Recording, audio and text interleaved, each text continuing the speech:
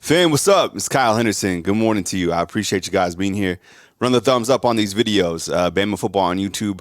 Often others try to be like Bama football on YouTube, but this is the one, right? 100,000 subscribers. We're close to it. We appreciate you guys. I continue to see more and more people hitting the morning spot now. It's crazy, right? It's like the trendsetter. I got you. Because remember, we used to be in the nighttime, then everybody jumped to the nighttime. Now I see everybody going in the morning time. It's cool, man. I appreciate you guys. There's a lot to dive into, and I appreciate you guys. If you guys think this is the number one channel for you guys, where you guys are at, then definitely hit the thumbs up. I see all the guys now in the morning time, right? My goodness, jeez. Oh, man. All right, so Kevin Steele. The call-in line is open, by the way, 205-850-1994. Lots of things to talk about. So we start with Kevin Steele, and he was set to retire. We spoke about that yesterday.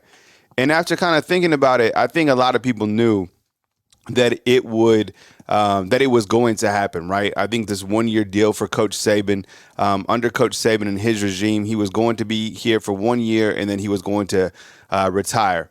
The thing I don't think that we thought was how big of an impact he was going to have at Alabama from the jump, right?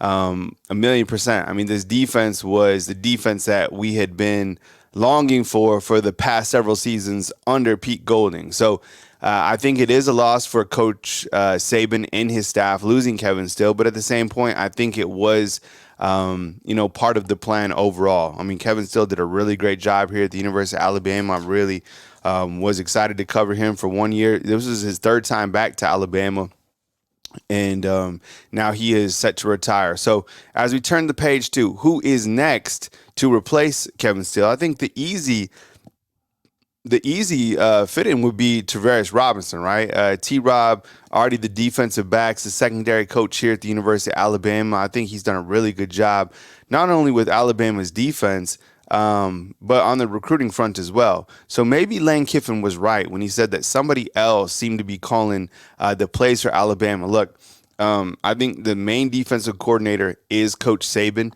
but I think that, overall, T-Rob could be, maybe he was elevated throughout the season. Maybe he was given more responsibility. I think there's a lot of people that are calling for T-Rob right now, so it makes a lot of sense. I'm curious to see if Coach Saban goes in-house for his defensive coordinator position. Give me a thumbs up if you think that Travarus Robinson will be a good fit for Alabama's defensive coordinator. Yeah, Javion's like, they can't copy respect. It's crazy, man. Everybody now hitting the morning spot. It's part of it. And I think it's also amazing too. It's like a lot of people that used to work for me they start like their own channel. I'm happy for them. I think they're doing a good job. So a lot of content creators in this space, and I'm sure Coach, when Coach Saban looks to his coaching staff, you got to replace your defensive coordinator, and you also have to replace your outside linebackers coach, right? Coleman Hutzler, who is going to Mississippi State as their defensive coordinator. I think those two areas of concern, is something that Coach Saban is certainly working on now. And then, Bama Online is also reporting that DJ Durkin could interview with Coach Saban soon. That would be interesting to see if that does go down. I guess he was supposed to interview with him yesterday, or it could be today. DJ Durkin, a former Texas A&M defensive coordinator, and all the stuff along with DJ Durkin as a defensive coordinator. So that could be a potential name to watch as well. And then remember, you have George Hilo that Alabama added. He was at Alabama, and then he went to Michigan, and then he was back at Bama right now. And I guess from what Coach Saban said about Hilo is that he was a special assistant to Coach Saban. So those are the things that we're watching right now. But I think in terms of kind of the recruiting that's a good question. Who is going to be the next wide receiver coach? I think Coach Saban's certainly working on that as well. And so those are the three places that you have to fulfill. You have your defensive coordinator, your outside linebacker, and thanks to Noah, your wide receiver. I think Travarus Robinson, 100%. Yeah, Samuel inside the comment box is like, why not T-Rob?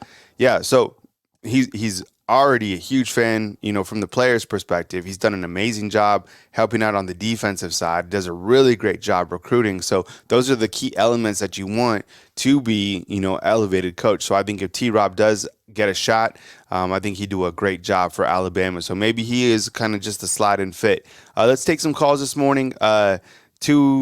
205-850-1994 is the call-in line number. And then I also wanted to get your take on Kendrick Blackshire hitting the portal yesterday, and then Malik Benson has committed to Florida State. And then also the AP top 5 was released following Michigan's win over Washington. I'll take your thoughts on the national title game, too. I watched that. In the first half, I thought that Michigan was just going to run for like 500 yards in this game, and then Washington made some good adjustments.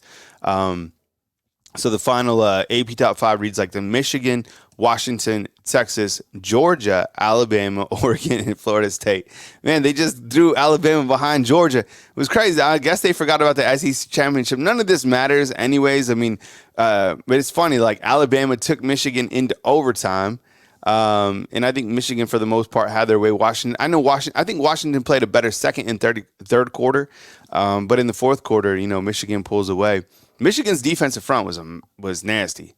That number 55 for Michigan, my goodness, that guy was all over the place. He was beating everybody up. And number 73 for Washington, their tackle, he was like Alabama's Seth McLaughlin, right? Man, that guy made a ton of mistakes.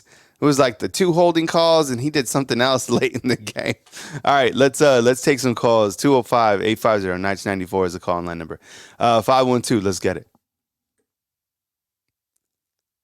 Hey, good morning. Yes. Thanks for calling in. You're on the Roadside, Kyle. what's up, man? You're on the line with Kyle Henderson. Who am I on the line with, and where are you calling in from? Yeah, this is Jay Townsend. I'm calling from Round Rock, Texas.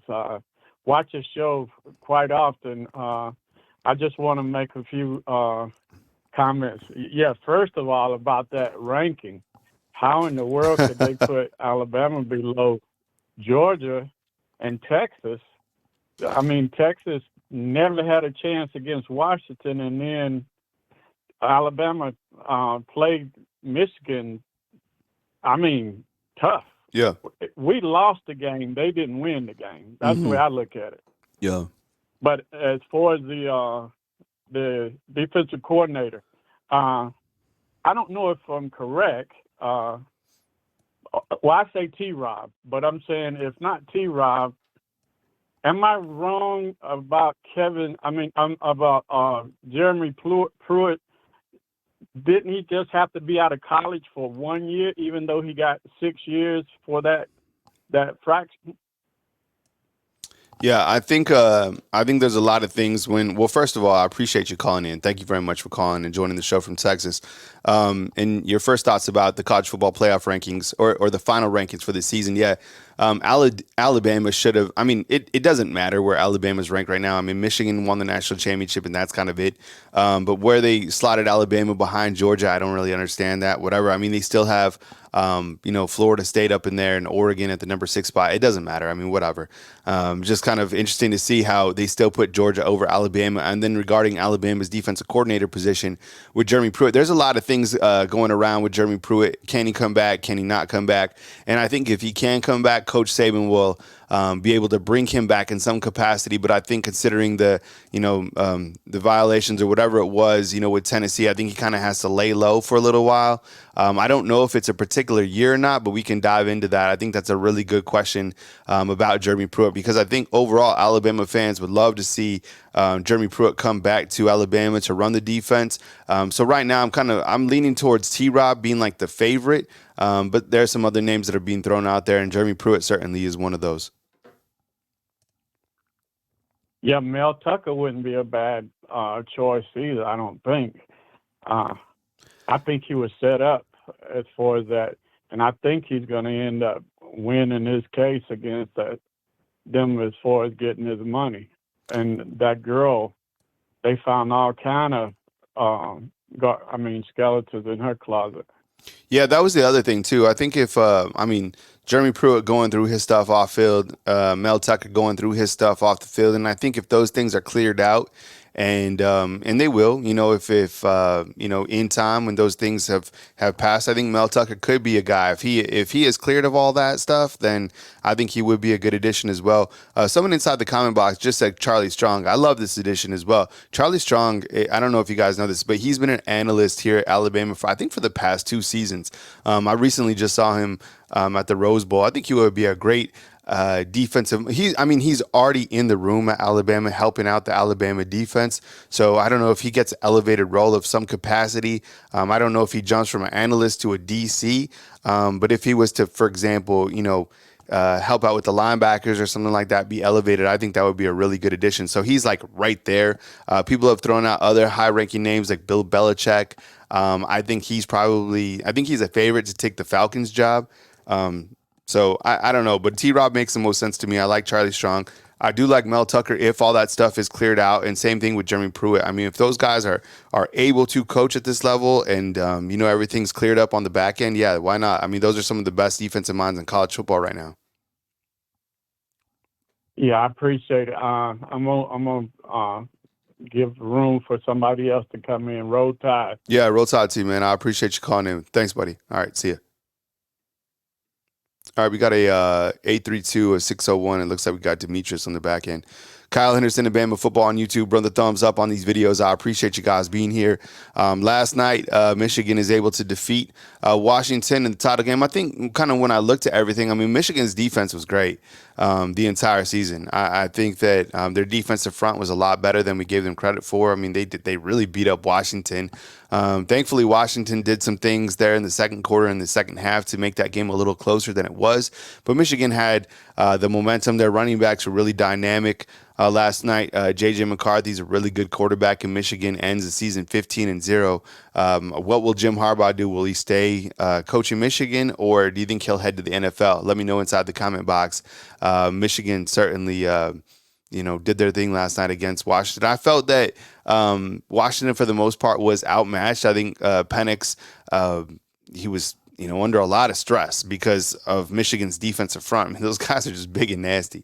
Talking Alabama's potential next defensive coordinator, kind of seems like it would line up for T-Rob to be the guy. You also have to replace the outside linebacker. You also have to place outside linebacker coach and Coleman Hutzler, and then you also have to replace Holman Wiggins, the wide receiver coach. Bama Online is reporting this morning that DJ Durkin could interview with Coach Saban. I don't know if that's for the DC spot or for another spot here on the roster. So taking your calls regarding that, along with Kendrick Blackshire hitting the portal, Malik Benson committing to Florida State, and then the final AP top 5, where Alabama ranks 5th behind Georgia. We take an 8-3-2 right now. Hey, good morning. You're on the line with Kyle Henderson. Who am I on the line with, and where are you calling in from?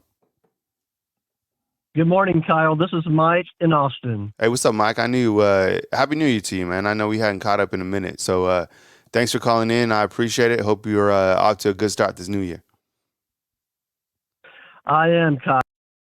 Same here. I hope you have a great year coming up, a good, successful year. But, this past football season, I think overall Bama had a good season.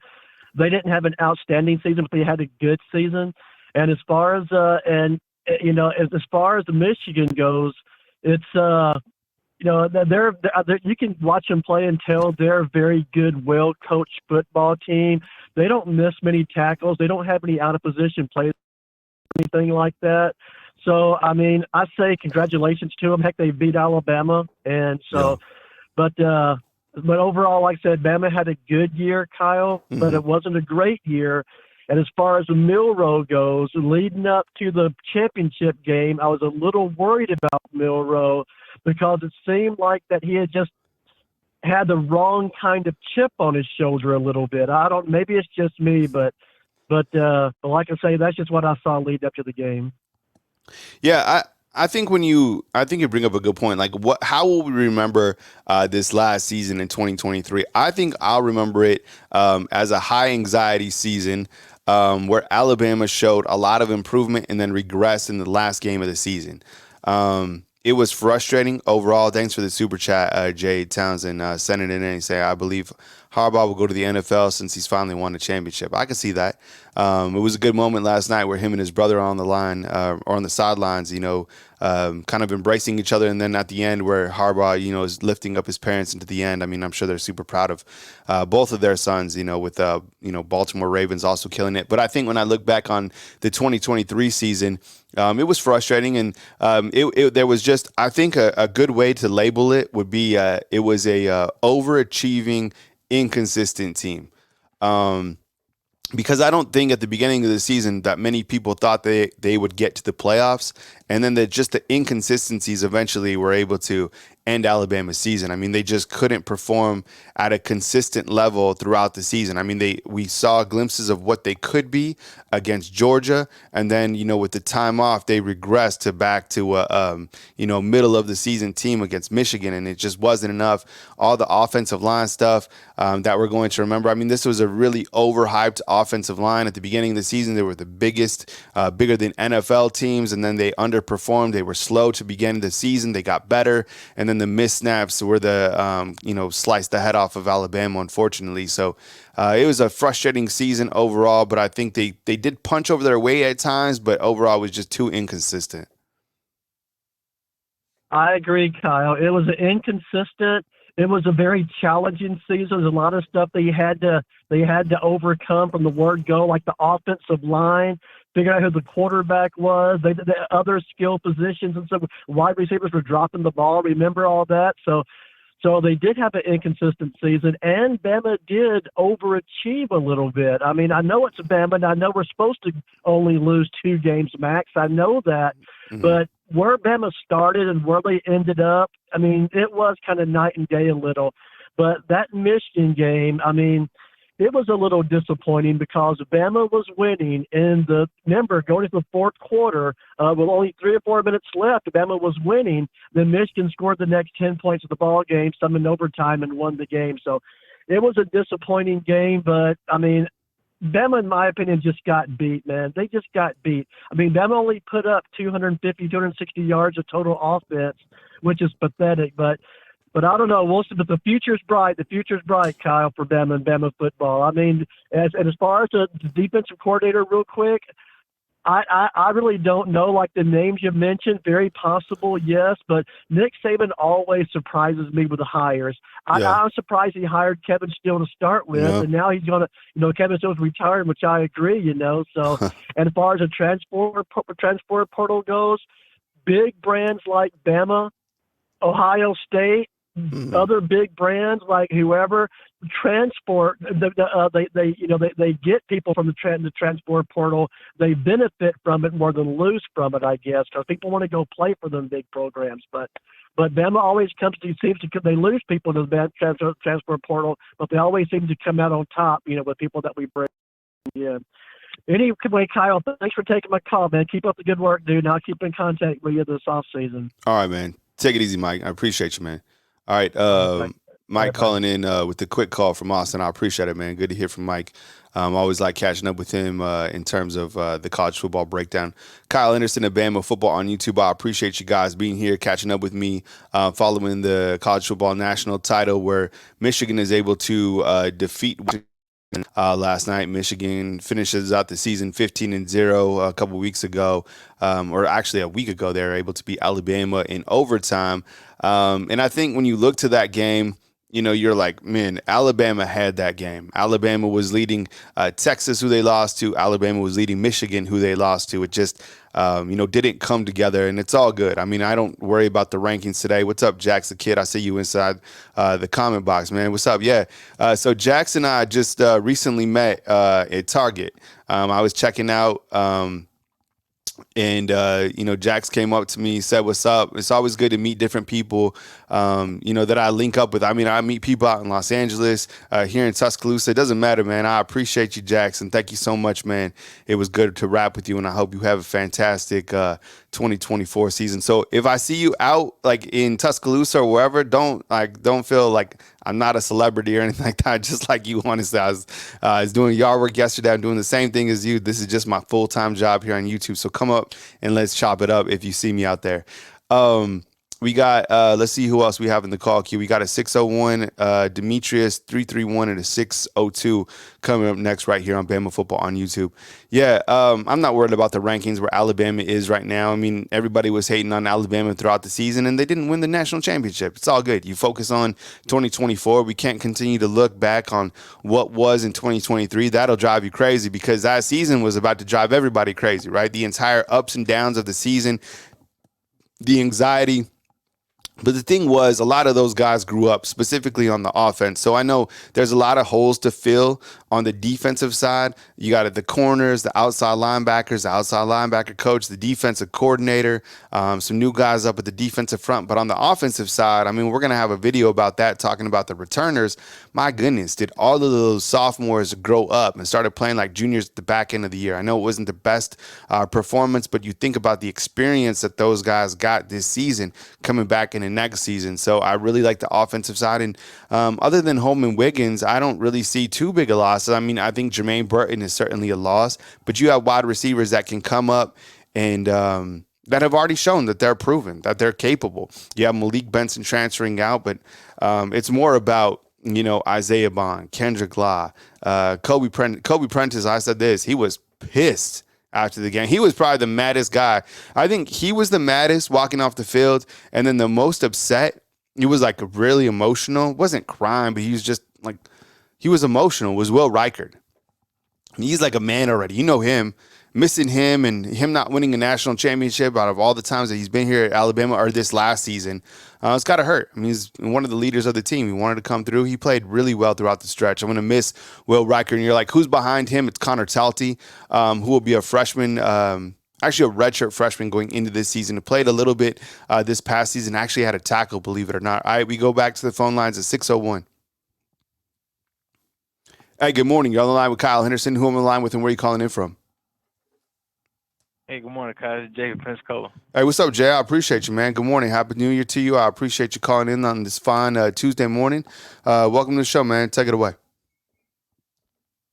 Happy New Year, man. I just want to say, whoever they get, man, I don't care who they get at this point, whoever they get for all three coaches, that I would love to see. I know Alabama is a starting point, is a huge momentum booster for a lot of coaches. Mm-hmm. But I would love to see some consistency. I would love to see coaches last. And I ain't talking about Pete Golden. He should have left a while ago. But I just feel like we need some consistency as coaches. We need some coaches that won't be there for like at least 3 to 4 years. Like I know you get your start at Alabama, but we need some consistency. And I know Nick Saban can do it with any coach. But I just feel like we need some consistency to just continue to build a momentum.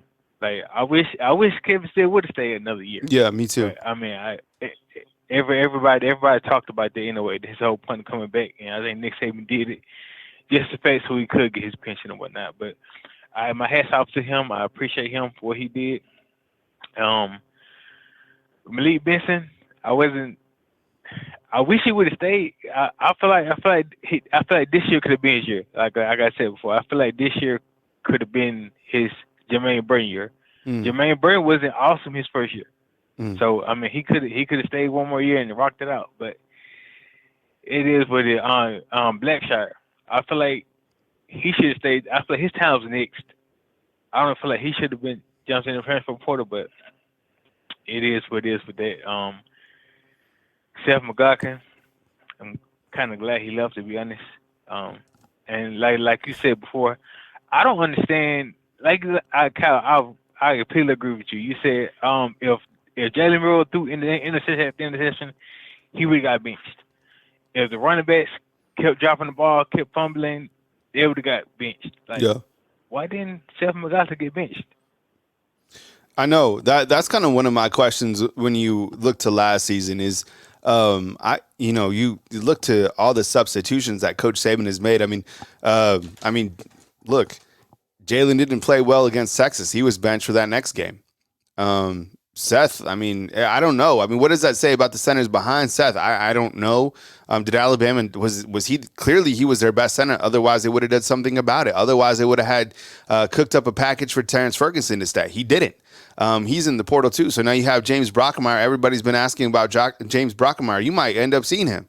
He might, he's closer than he's right here. I mean, if Alabama plays the game today, James Brockemeyer is a guy. Is that good or bad? I don't know.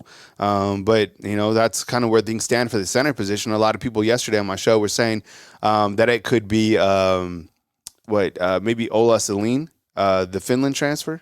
So I don't know. I mean, I don't know who it's going to be for Alabama's next center, but I can't believe that Skylar is saying it's about loyalty. This is good. This is interesting because Coach Saban, a lot of people like to say that Coach Saban is just about loyalty and he plays these older guys. I don't know if this is, I mean, I think he is loyal, but I don't think he's loyal to a fault. Like, push come to shove, like, Coach Saban will make a decision based off performance. That's what's so confusing about this particular one, right? So I don't know with Seth, but Skylar, that's a good question, asking about or saying that he's loyal. I think he is loyal 100%. But at the end of the day, like, he's not afraid to play the best guys. What else you got, Jay? I only got one more thing. Like Michael Penix, 24, been there for 3 years or whatever the case may be. Jalen Murrow's first year starting. So I gave him big trouble. Like I liked his growth, but I really hope this offseason he works on his reads. He works on reading faster. He works on his mental clock, getting faster. That's just where I like his growth, and I just hope he continues to grow. And I feel like this season is going to tell it all. It's going to show us, has he really grown? Has he really been there? Is he willing to go to the next level? Yeah. But that's all I got, Kyle, and I appreciate you. All right, man. Take it easy, Jay. Appreciate you, man. All right. Roll Tide to you. Caleb is asking about Ola Celine. It's Ola Celine. I'll put the spelling of his name is from Finland. He could be a potential guy to be swapped to that center position. That's what people were talking about, just recently, saying that he could be a guy who switches to the center position. Either way, you need some competition. That's why I'm not worried about like the quarterback position. Everybody's like, well, Ty Simpson's staying. He's going to be the starter over Jalen. Look, the starting quarterback, and we said this last year going into the season, is Jalen Milroe. There's nothing wrong with having a really good number 2 and a really good number 3. It's a gauntlet of a season. If you haven't looked at Alabama's next schedule for this next season, my goodness, I think it includes 2 byes. It includes some really good teams throughout the season, at the beginning, at the middle, at the back end. So there's going to be times where you need some other guys to step up. I don't know about the quarterback position, but competition always makes things so much better. And I love Ty Simpson's game. I really do. I like the fact that he's coming back. I think that says a lot about him as a competitor. And I think Mike is right inside the comment box talking about Lonergan. I've told you this story before. I think I'll say it again. At the beginning of the season, there was a group on the staff that felt like Dylan Lonergan was the best guy for the job and wanted Dylan Lonergan, actually not Ty Simpson, Dylan Lonergan to be the starter. It was Coach Saban who was adamant about Jalen Milroe being the guy. That just shows you how good Dylan Lonergan is. Like, Dylan Lonergan is right there. And that's why Eli Holstein had to go out. There was a fan from Pittsburgh that asked, they were like, what do you think about Eli Holstein? He's coming over to Pittsburgh. Look, I think he fits their system better at Pittsburgh because he's more of a pocket-style quarterback. But I think when you're here at Alabama, these quarterbacks that can move around a little bit, that fits the system more for Alabama's offense. Let's take another call. Let's go back to Demetrius. Hey, Demetrius, I appreciate you being patient, man. Welcome to the show. Yeah, roll tide, Kyle. Roll Tide team, man. Still depressed, still under the weather after the game last week. But we must pray and go on. We must pray and go on. Our last caller hit off what I was going to say about consistency with the coaching staffs. And wish they'd stay around a little bit longer. Hate to see Kevin still go, but it is what it is. Transfer portal. Hey, that's the monster that they wanted. So we're gonna lose some. We're gonna get some players. I my point I want to make is, uh, everybody keep talking about the inconsistency and not executing. I mean, that's for the last 3 years. It's been like that. I can't pinpoint what the problem is. Whether it's on the offense, not executing, inconsistent play, or the defense. I mean, pick your poison. Once we'll play 1 or 2 good games out of a year. I mean, I look back on the SEC championship game, how we beat Georgia both years in 2021 and this year, and then we're getting there lay an egg like we can't like the season just started all over again. I don't know. I mean, very disappointing. I mean, I watched the game over and over. The same thing that we've been struggling with all year long. It bit us big time in this game. I mean, we the only team that can really be that inconsistent and still make it to the playoffs, win conference championships.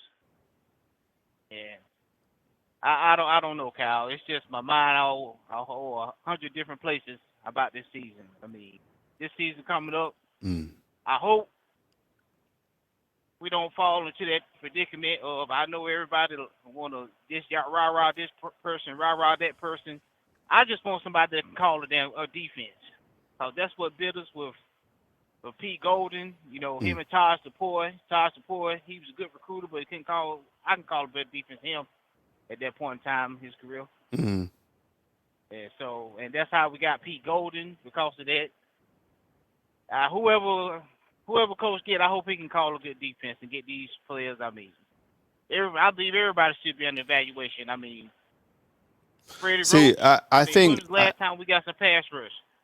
I think that you bring up a good point regarding the next defensive coordinator, because there was so much frustration with the defense under Pete Golding, and then Kevin Steele makes a pretty much immediate impact, and you saw things change. Now, Lane Kiffin was the one that said it looked like somebody else was calling the defensive plays, and then during the Rose Bowl, Kevin Steele was asked who the defensive coordinator was throughout the season, and he said, that was my title, but the real defensive coordinator is Coach Saban. So whoever comes into Alabama, and I've said that before, I've said that Coach Saban is always the defensive coordinator here at Alabama, but whoever comes into the fold at the defensive coordinator position, they're going to have a lot of pressure because this past year's defense was really good.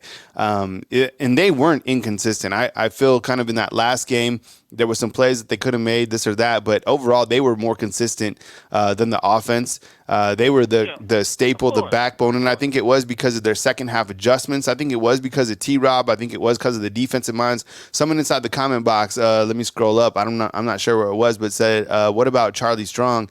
That's Big Slum. What's up? I see you inside the comment box, Big Slum. What's up, man? Asking about Charlie Strong as a DC. I don't know if he'll be a DC, but I think he could be elevated to one of Alabama's defensive coaches. Maybe, who knows? Maybe the DC. I mean, he has a hell of an experience. So I like that. And you got to think that these defensive analysts that are in the back end certainly contribute to the second half adjustments for Alabama. I think that that's why you got to load up on those analysts. And a lot of people have been talking about Jeremy Pruitt or just getting him over on board to even be in that room. I think that could be closer than we think. But I think, some things are going to happen. There's another question another comment inside the comment box. Oh, this is Caleb is saying, by the way, I think Ty Simpson leaving after the portal opens back up if nothing has changed. I absolutely love the competitiveness he's showing. This is great. I love this because so the portal window is now closed, but then you have another opportunity for it to open on the back end of April. And what that could do is that's going to allow a lot of these guys that, they're going to see the competition. They're going to see where they are on the depth chart. Ty Simpson coming back to fight for that starting spot, or where things shake out, or maybe there's another program that could better suit him. I like that, Caleb. I could potentially see that happening, but I love the fact that he's coming back to battle, and, that shows a lot of moxie about the kid. What else you got, Demetrius?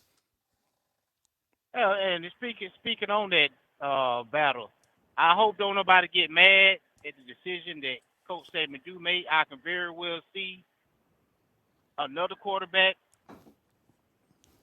coming in and taking over if just so happen Jalen Milroe don't progress. I mean, because I'm a tight end, made all conference when I was in high school. I mean, all year long, middle of the field open with the tight end, I mean, as soon as the play snap, there goes tight end on the pass play. And I'm like, is he ever going to hit it? Yeah, every blue moon he'll hit it, but, I mean, I love tight ends, whether we blocking, whether we in pass protection or whether we receiving. And hey, I just hope the Bama Nation don't get mad. What about this? Hey, I'm happy for whoever presents the best opportunity for us to win. Hey, so I roll tide. I'm gonna let you go ahead on. I gotta go around here and face these Michigan fans, the one or two of their deals. All right, and Demetrius. have to eat my crow. So y'all have a good one. All right, man. Take it easy. All right, Demetrius with the call, and good to hear from you on January 9th. Kyle Henderson of Bama Football on YouTube. Run the thumbs up, fam. I appreciate you guys being here. Get the thumbs up. Closing in on 100,000 subscribers. I appreciate you guys being here. Skylar coming back in the comment box saying, I would love to see Dylan Lonergan, Kyle. You spoke about him a while back. Yeah, Dylan Lonergan certainly has the tools to be a high-level quarterback. And sometimes, we always talk about kind of waiting your turn here at Bama. It must be so, challenging now, not for, I guess, for players, but I think for parents.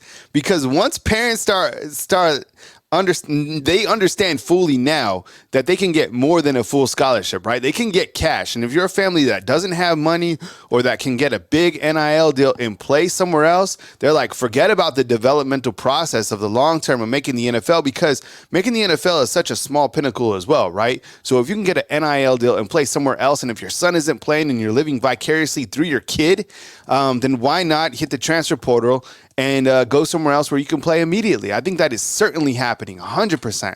I think there's a lot of parents that are behind the scenes that are saying, look, I'm your father, I'm your mother. This is what's best for you, this NIL package for you to play at another school. Forget about the long-term process. Let's get this $250,000, or let's get this, quick meal, or whatever it is. I think that's 1,000,000% happening. And I think the long-term value is declining, and that's hurting the overall process. So the kids that stick it out and can stay in the process and believe in their own abilities, that say, look, it just takes 1 year or maybe 2 years to be under Coach Saban's system. Think about who Coach Saban is talking to. Think about who is calling Coach Saban, and I'm talking about NFL scouts. I'm talking about NFL coaches. I'm talking about NFL GMs. You want to see something really amazing? Come over to Alabama's Pro Day, or at least watch it on ESPN. Watch the Pro Day. Watch how many private jets are flying in of NFL GMs, scouts, OCs from the NFL that are seeing these guys in person. They're also talking with Coach Saban about the next guys in line. So when these guys are quick to pull the trigger and bounce out, I'm talking about the guys who have hit the portal. Sometimes it's not always the best to go somewhere else. Do you really want to go play for a small value? And I don't know what these NIL deals are, but let's say, do you want to leave and go to like a TCU? Or do you want to stay at Alabama for a couple years, sit on the bench, practice against the best, and then get coached by the best and Coach Saban? So, man, that's kind of the way I see it. All right, let's take some more calls. Got a 331. Hey, what's up? Good morning. You're on the line with Kyle Henderson. Who am I on the line with, and where are you calling in from? This is Delvin from Chicago, one of your northern fans. No, I love it, man. I appreciate you calling in, Delvin. It's a beautiful day. Happy New Year to you, man, and appreciate you joining the show. Welcome on in. Welcome. Listen, I live in Chicago, so I'm gonna give you guys a little perspective on what it is to be a Bama fan outside of Alabama or the South. So I go in Jewel's one day. Jewel's is the equivalent of Piggly Wiggly grocery store. It's the night before the Georgia game. Got you. I have my vintage Alabama sweatshirt on. I'm walking through Jewel's. I see this old cat, white cat with the Alabama cap on. He sees me and he makes a beeline towards me. And he comes up to me and I reach my hands out. Hey, man, how's it going, man? He said, roll tide, brother. I reach my hands out to shake his hand. He moves my hand aside and embraces me. And I said, "Oh, man, what's going on, man?" He said, "Man, this is the night before the Georgia game." He said, "Man, I prayed to God to send me a symbol that Alabama's going to be all right tomorrow in the Georgia game." And he said, "Brother, I see you, and I'm so happy because you're a true symbol, excuse me, that Alabama is going to be fine in tomorrow's game." I said, "Oh, man, you're right, man. Roll Tide." I said, "Man, so what part of Alabama are you from?" He said, "Oh, no. I'm not from Alabama." I said, "Oh, what, you have some kids or something? Family members live there?" He said, "Nope." He said, "I'm from River Forest, Illinois." He said, "But my whole family is huge Alabama fans." Now, here's what I'm trying to make you guys understand. I'm walking around in Chicago with a Alabama sweatshirt on. I get stopped on the streets. I get stopped in Starbucks. I get stopped in grocery stores. Alabama brand travels throughout the country. Yeah. What people also don't understand is that Michigan, Ohio State, Notre Dame, Chicago is a big Big Ten city. So now that Michigan have won a national championship, all I see is gold and blue everywhere now. And what I'm just trying to make everybody understand is that Alabama football is one of the most respected brands, not only in Alabama, but throughout the country.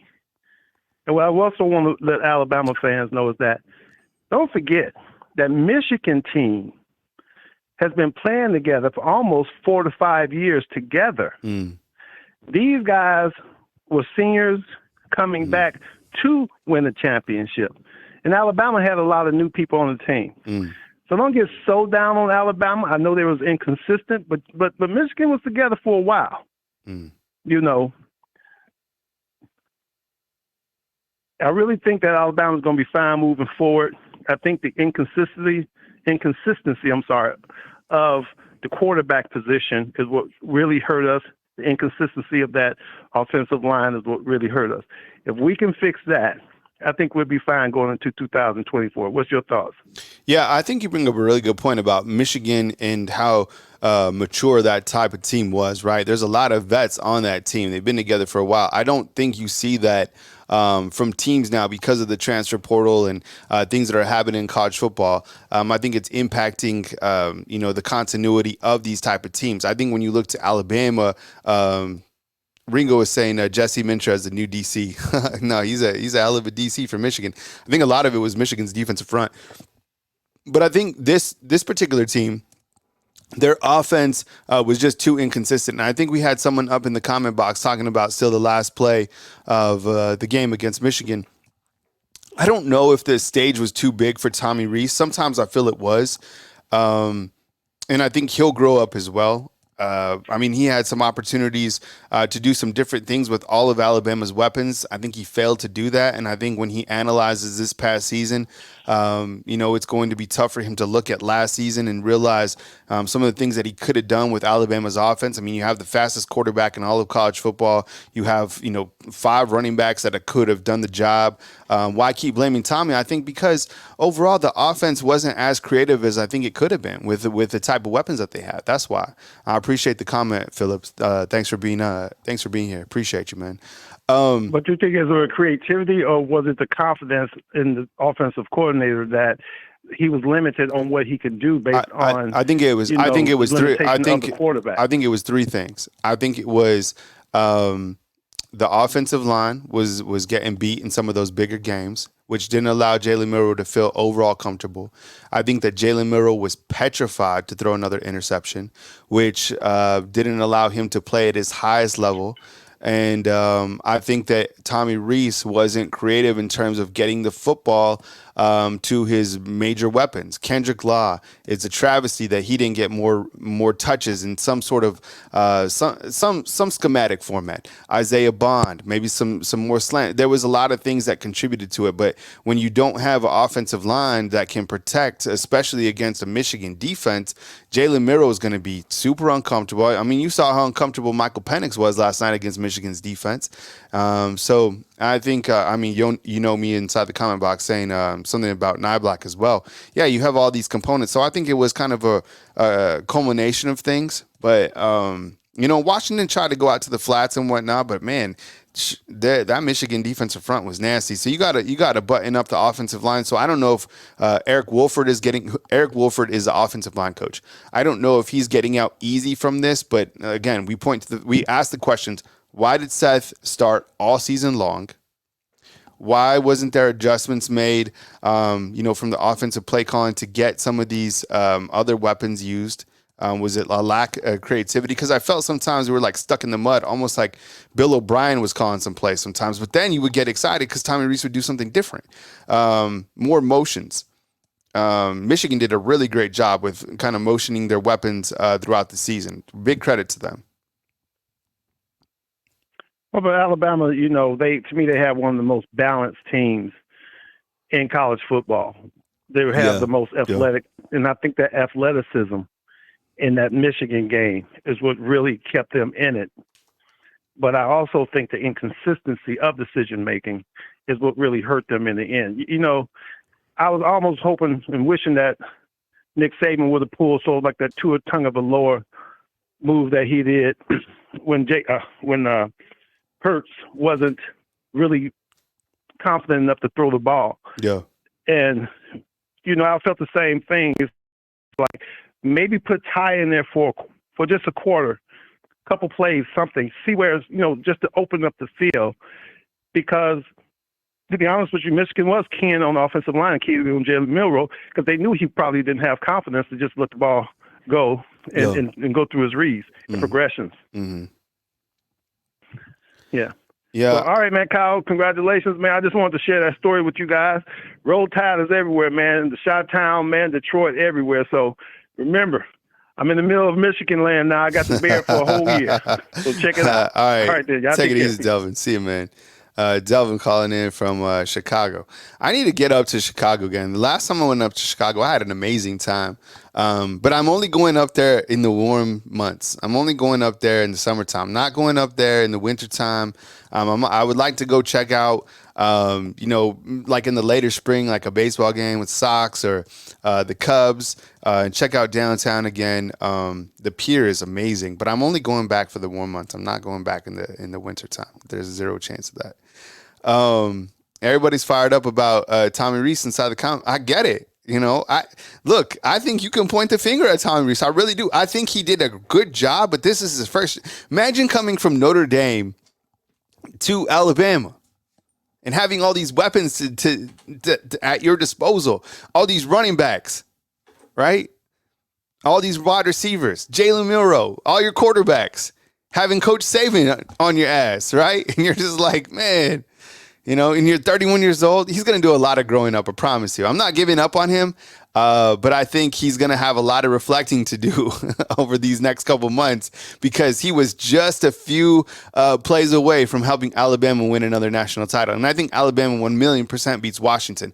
Did you know that Washington had the number 94 ranked defense going into that game last night?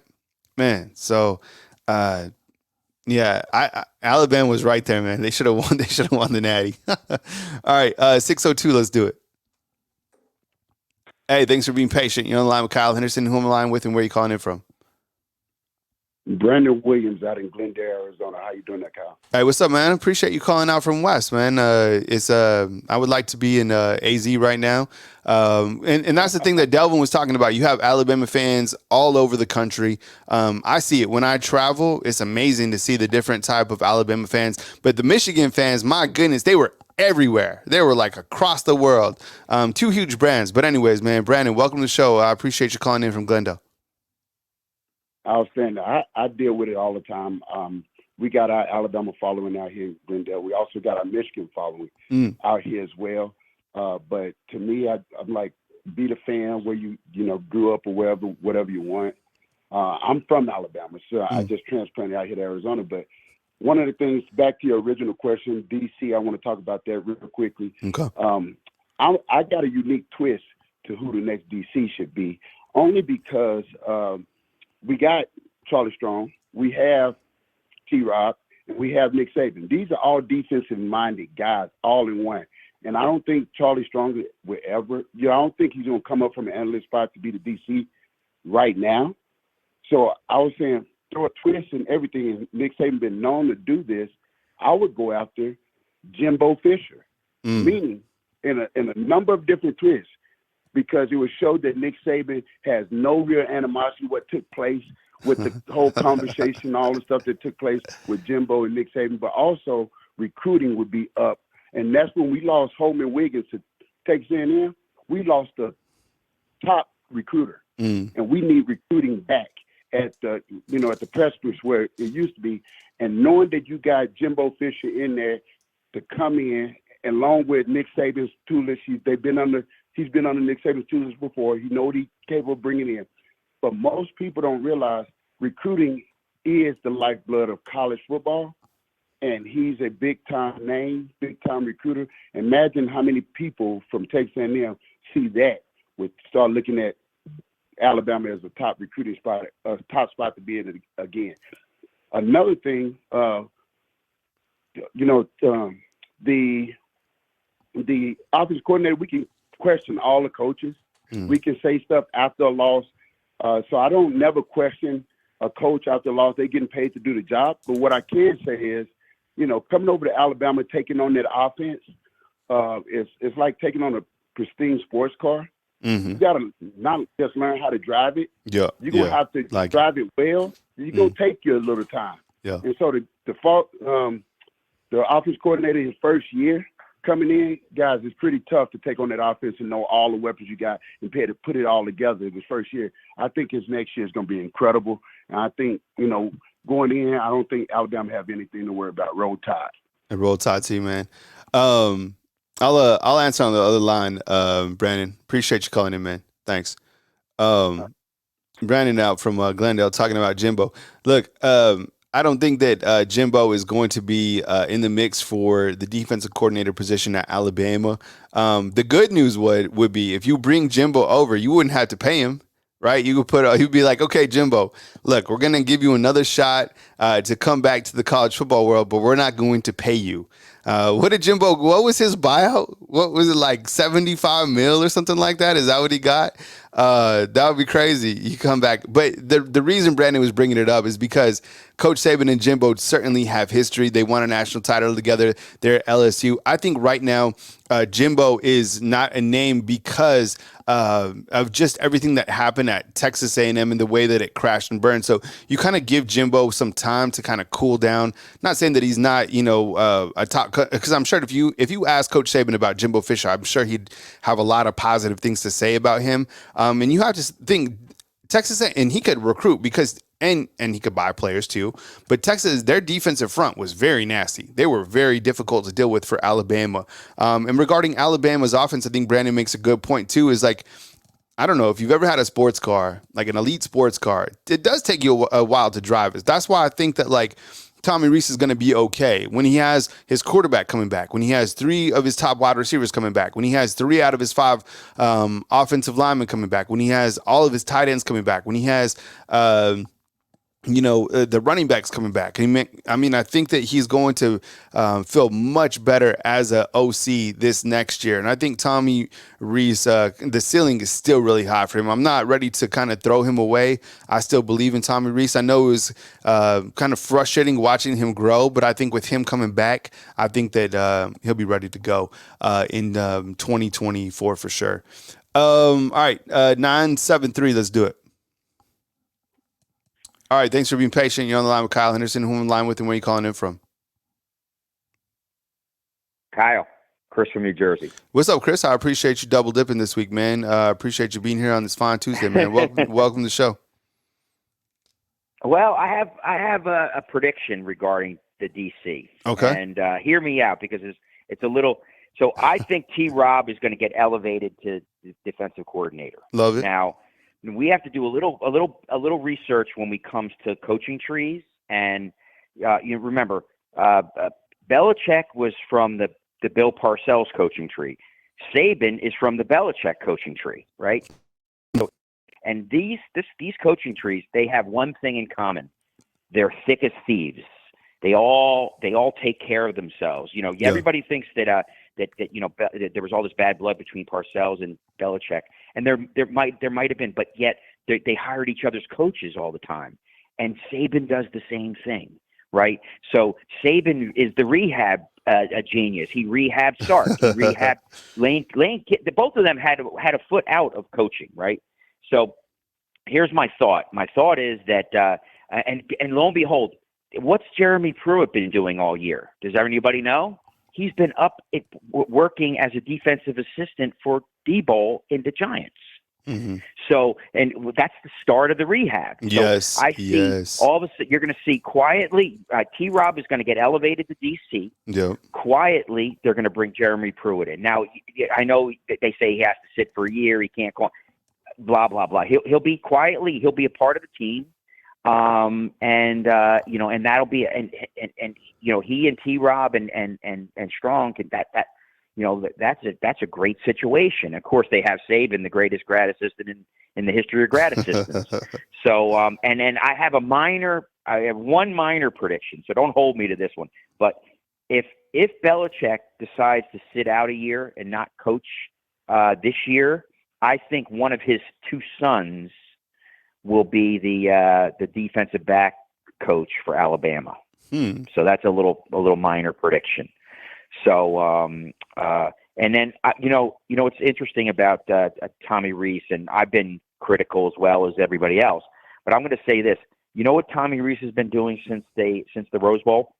He's been in the film room studying every game and he's been studying every Ole Miss game, and he's been what was the old the second year the offensive coordinators that's when they get their national championship, except for Bill O'Brien. Well, watch, Tommy Rees is going to get his national championship next year, and I hope we can go all of us can go be there and go out to dinner right after it. I just asked chat inside the comment box, which coaches, can you guys, let's get a list going. Which coaches have been in the Coach Saban rehab center? One that jumps off the top of my mind is Coach Loxley.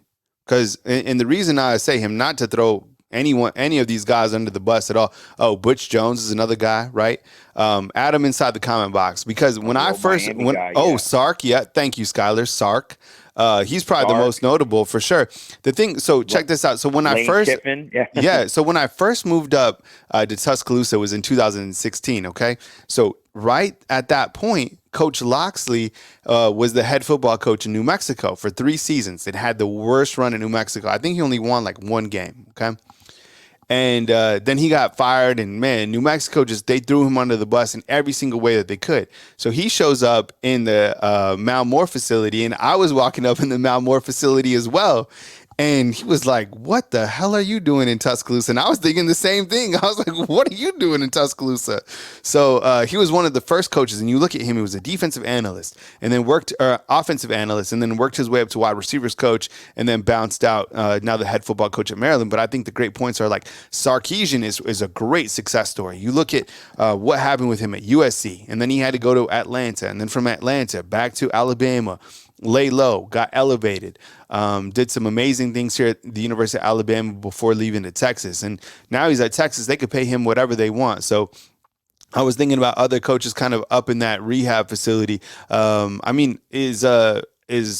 I'm trying to think of other names. There was a couple others that were thrown in. Butch Jones is another one. You see him now as a head football coach, but he came from Tennessee, and he was a special assistant to Coach Saban. So a lot of these guys come in, but you're right. You bring up that fact that a lot of these coaches are super tight, and they do have – it's interesting because Alabama does have this little connection to the New York Giants. I mean, really to everywhere, but I see like Burton Burns, not to say that he was in the rehab facility, but once he left Alabama coaching the running backs, he went up with the Giants. I just saw him the other day at the grocery store. He's probably back in Alabama. I don't know if he's retired or whatever.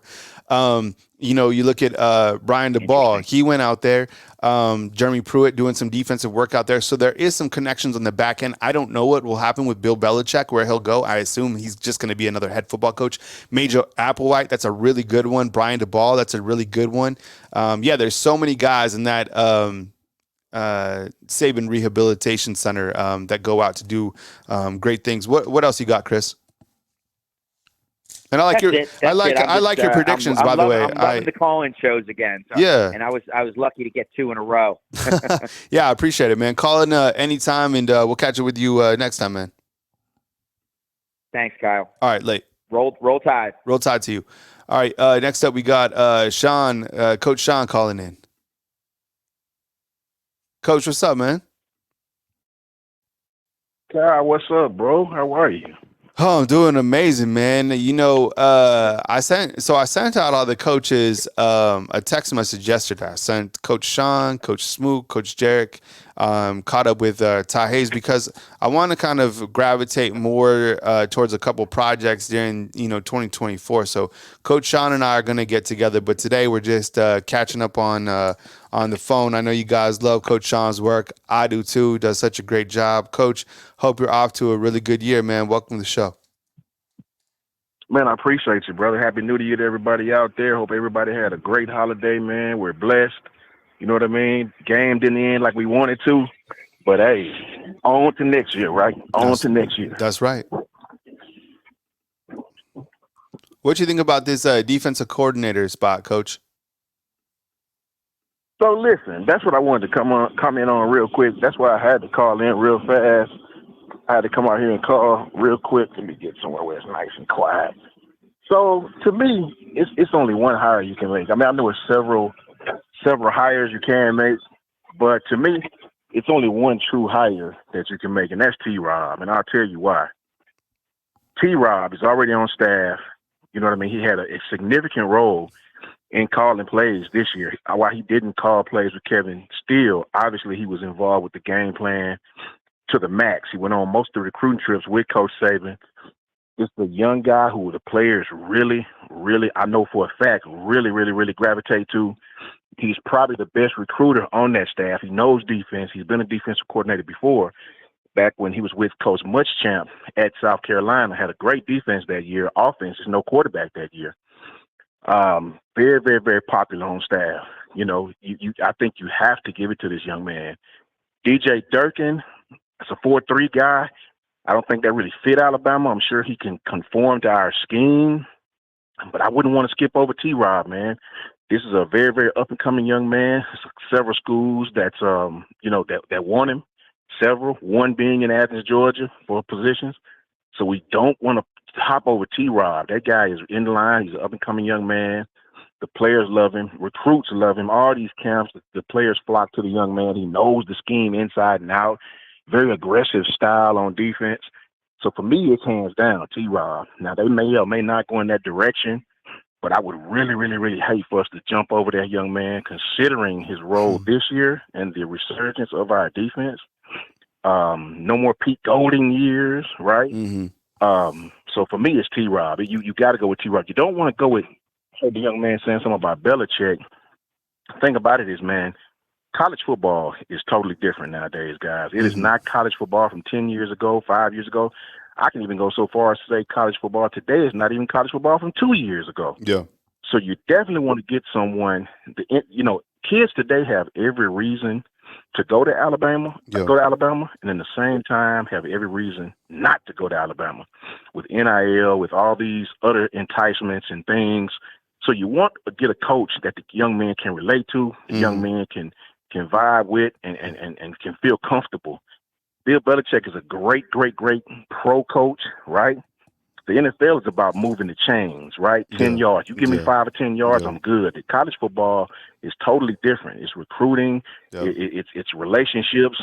It's almost begging kids to come play with you. I know that sounds crazy, but it is. It's it's a totally different game. So you definitely want to get a college football coach that understands the lifeblood of what recruiting is, that understands this game is totally different than the pro game when it comes to kids. Those are grown men. You tell them what to do. This is your job. Here it is. These are young kids still. Even with NIL, these are still 16, 17, 18, 19-year-old kids. So you want to get a coach that understands that. So for me, it's T-Rob, hands down. Yeah, and I think you bring up a really good point. I mean, somebody who the players can vibe with, who they feel comfortable with, somebody who's already on staff, somebody who's already been elevated in the sense. You mentioned that he played a significant role this year, 100%. So I think having somebody who's already been calling the plays inside the locker room, helping that defense grow, I think he's monumental. You look at all the secondary players coming in, too, that are young guys. I certainly think it'd be impactful to have him not only from the recruiting standpoint, but from the X's and O's. I think that he's ready.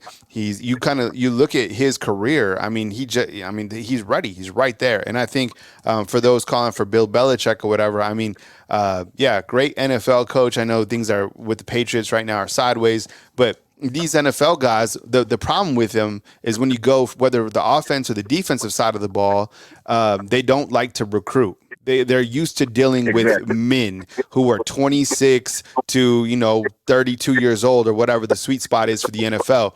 Brian DeBall, he didn't live too far from me. He hated recruiting. Those guys do not like to recruit. They do not like to play the recruiting game. And as you said, it's a world of almost. I'm gonna mute you real quick, Coach Sean. There's a little bit of interference. I'll unmute you in just a second. And when you have you have to build those relationships. I mean, and right now more than ever with the NIL, recruiting.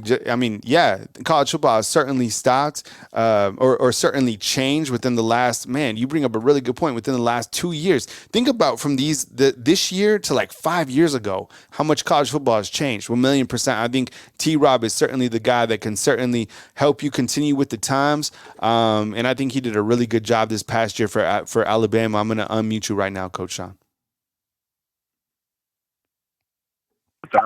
Go ahead. I agree with you 1,000%, Carl. Yep. I agree with you 1,000%, man. It's to me, you have to have that balance. You have to have that balance as far as, communicating with kids that still going to class, kids that still sort of immature when they come in, most of them, right? Not grown men that understand and have been to NFL symposiums and understand that this is a job now. These kids are still kids. Some of them just got their license a year and a half ago, right? Uh-huh. So you got to really have somebody that can really mentally vibe with these kids and make them understand the pluses in playing football at Alabama and the realness of what you're going to be facing the first day of practice, right? Mm-hmm. So I think you have to go with somebody like T-Rob, man. But listen, I know you got other callers, Kyle. Mm-hmm. I just wanted to call in, man, and give my little spiel right quick. Mm-hmm. Love what you're doing as always, brother. We got your back as always. Roll Tide to everybody in the chat. Like, subscribe. We're going to really, really blow this thing up. We're not done with content just because the season is over with, man. Love what you guys are doing. T-Rob for defensive coordinator. Love to have an offensive of a wide receiver coach from Ohio State, which I know Brian Hartline is not leaving Ohio State, but I would love to have somebody like that, a LSU guy, a Washington guy, somebody that has really coached up the wide receivers and has had a successful wide receiver group. We could pay Brian Hartline, boy. Hey, that would be awesome. But he's an Ohio State guy, so I know that's out of the question. But Roll Tide to everybody out there. T-Rob for me. And we'll wait to see what happens. All right, man. Talk to you soon, Coach. All right, appreciate you guys. All right, man. That was Coach Sean calling in. Yeah, I think Conrad inside the chat was asking about update on the wide receivers coach. We don't have a wide receiver coach yet, but as Coach Sean was saying, you look to the wide receivers who have been balling out the last couple years. I mean, I think this year Alabama's wide receivers were certainly up there, but I look to LSU's wide receivers, Ohio State's, their wide receivers have been electric. Even I felt Texas A&M's wide receivers were really good this past year. You look at kind of some of the groups, Washington's wide receivers, but a lot of it was kind of the schematics of how Washington used their receivers as well. Now, those guys were long and lanky top wide receivers, but Alabama's next wide, whoever, you imagine coming in as a wide receivers coach this coming year to coach up these wide receivers, right? You're like, oh, good to meet you. What's your name? Isaiah Bond. Good to meet you. What's your name?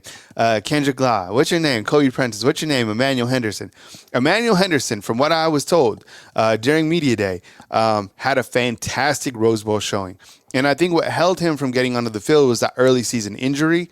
But yeah, Emmanuel Henderson should absolutely be a beast. You have Jalen Hill coming in as a young freshman, and then you have these other freshmen. that have just signed: Rico Scott, Amari Jefferson, and then Ryan Williams. And we're all waiting. We're actually, February 9th is when he's going to sign. So for the next, whatever days, we're going to be talking about Ryan Williams. Ed Kelly, inside the comment box, I appreciate you saying almost 3,000 players transferred in 2022. Of those, 33% did not find a destination. Of the 67% who did, about 30% of those were not given a scholarship. Yikes.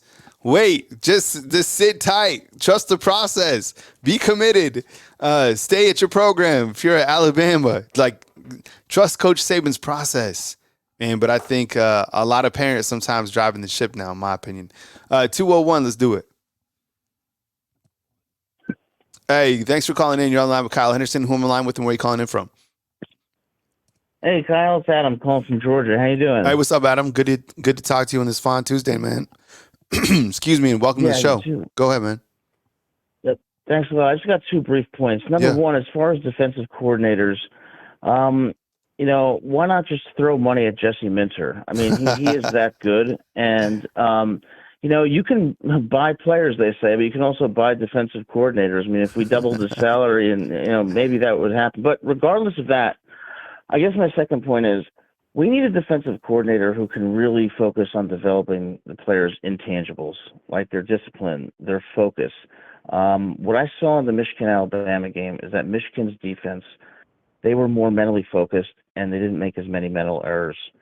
And being able to coach those intangibles is one of the toughest things to do. So my question for you is, who do you think might be able to do that so that we can, ultimately be in a position where we don't lose to Michigan, because we should have won that game. But I think the intangibles are lost it for us. Yeah. I mean, like I was talking about with Coach Sean, you need a coach that already has strong relationships with these current players that are on board. And I like that, like the developmental process, but I think we're losing that because of, the quick, like, if you don't play me, I'm leaving. The players who do stay and who are developed for, 2 to 3 years, I think that's going to be a rarity in college football. That's why I think like Coach T-Rob makes the most sense, because the players are already familiar with him. It looks like he was elevated in some capacity calling the defensive plays. I like the addition of Charlie Strong in the back end from the seniority standpoint. So you have T-Rob, who's a younger type coach who can do your recruiting, be kind of the face of the defense, but then you have Charlie Strong in the back as a mentor to him, right? So you have Saban up at the top mentoring Coach Strong, and then Coach Strong mentoring T-Rob, and then Coach T-Rob mentoring the other players, coming up in the pipe. I think that sets up well from an organizational depth chart, because when you're looking at coaching and when you're looking at the organizational process, you kind of look to who's on top and how it does trickle down. So from the defensive side, I really like that setup, right? Coach Saban, right. Maybe a Charlie Strong. That's why Charles Kelly, who I think is going to Auburn now, he was somebody good in the back end to provide that mentorship, because I think when you get into that defensive room, you have your defensive analysts that are providing a lot of information. And then the guys kind of out front are the guys who are doing the jobs with the actual players. Hattie May is saying blown coverages in the secondary on the last drive was disappointing. Look at the wide receivers that Alabama faced this year. They were certainly challenged, but I think the secondary overall did a really good job, like for the entire year. And a lot of people are going to have difference of opinions on Kool-Aid, and we still really haven't dug up those Pro Football Focus grades yet on Kool-Aid overall. But I think the secondary did a really good job, especially like you look at the developmental process. Who was working with Caleb Downs this entire year? It was T-Rob. So that's why I think it makes a lot of sense to have him as an in-house hire. And David, we don't really have an update on the wide receivers coach as of yet. When we do have more on that, we'll bring that to you. People were talking about Terrell Owens. I think that was kind of more of like on their wish list. I don't know how much reality is to that, but people might be talking about that because T.O. did come and like work out at Alabama a couple times within the last couple years. I think he was working out with some wide receivers or whatever. And then Car Conversations is saying totally forgot about Mel Tucker. Yeah, Mel Tucker, if he can figure out all that off the field stuff, and I think there's still some legality things that are being, finished out, why not? I think that could be, someone interesting. But again, all that has to be taken care of. And of course, Coach Saban is going to do his due diligence in terms of who he brings to the program to be around these young athletes. What else you got, Adam? Yeah, I mean, I totally agree with you. And my last point is just that I think of two plays from the Michigan game, the 4th and 2 and one of their touchdowns. I mean, how do you let Blake Corum come out of the backfield uncovered? And then they did it again. So we need a defensive coordinator who's going to ensure that doesn't happen and make sure the players have that mental discipline. And I don't know who that's going to be, but hopefully we'll get the right one. Thanks for a great show, Kyle. And, Yeah. I hope you do more of them because you always have great analysis. Yeah, I appreciate it, man. Thanks so much, Adam. I appreciate the support, man. Talk soon. All right, take care. All right. All right, we got a 310-631-470 and a 661 coming up next on Bama Football on YouTube. I appreciate you guys being here. Run the thumbs up on these shows. Appreciate the super chats as well. I think we got a couple in here. We have one from Jay Townsend earlier. Claire, thank you very much for the super chat. Toast, sorry I missed that, man. Some toast sounds good right now. Wait till after the playoffs and call Julio about the wide receiver coach. You imagine Julio coming back in, one of these former wide receivers, right? Sorry I missed that, Toast. My bad. Yeah, we don't have an update on who Alabama's wide receivers coach or potential candidates could be. Brock is asking about Jeremy Pruitt. I think Jeremy Pruitt could be in play in terms of an analyst of some capacity.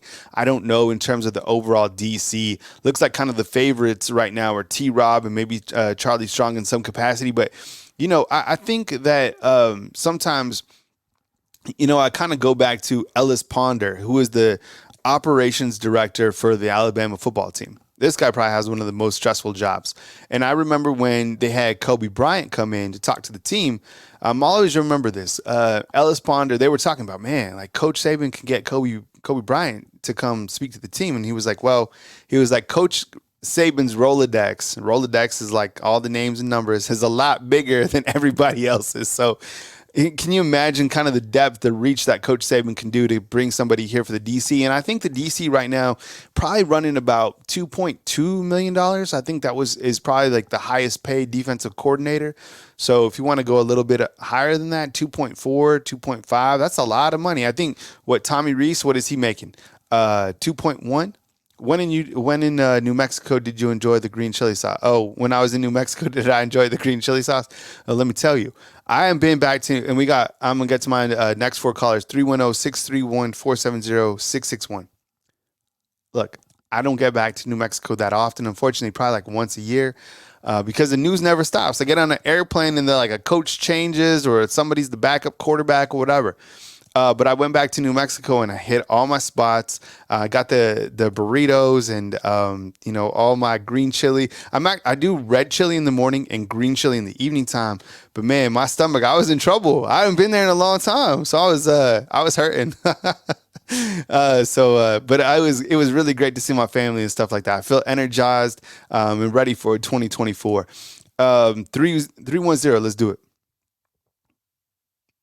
I appreciate you being patient. You're on line with Kyle Henderson. Who am I on line with and where are you calling in from? Yeah, my name is Randy. I'm calling from LA. Hey, what's up, man? I appreciate you calling. What'd you say your first name was? Randy. All right, Randy. What's up, man? I appreciate you being here from LA. Just got back, man. I was out there. I love Cali. Used to live there. It was good to be back and definitely miss it, man. But welcome to the show, Randy. Go ahead, man. Take it away. Yeah, so after looking at the Natty game, I came away more impressed with Jalen Milroe, just seeing how Michael Penix struggled against Michigan. But, my biggest question with Nick Saban is, you're at the end of your career.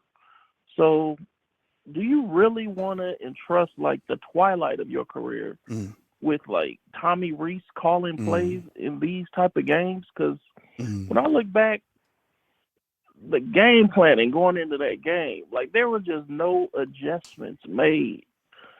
And you could see, even with Washington, Michigan was giving up those short routes.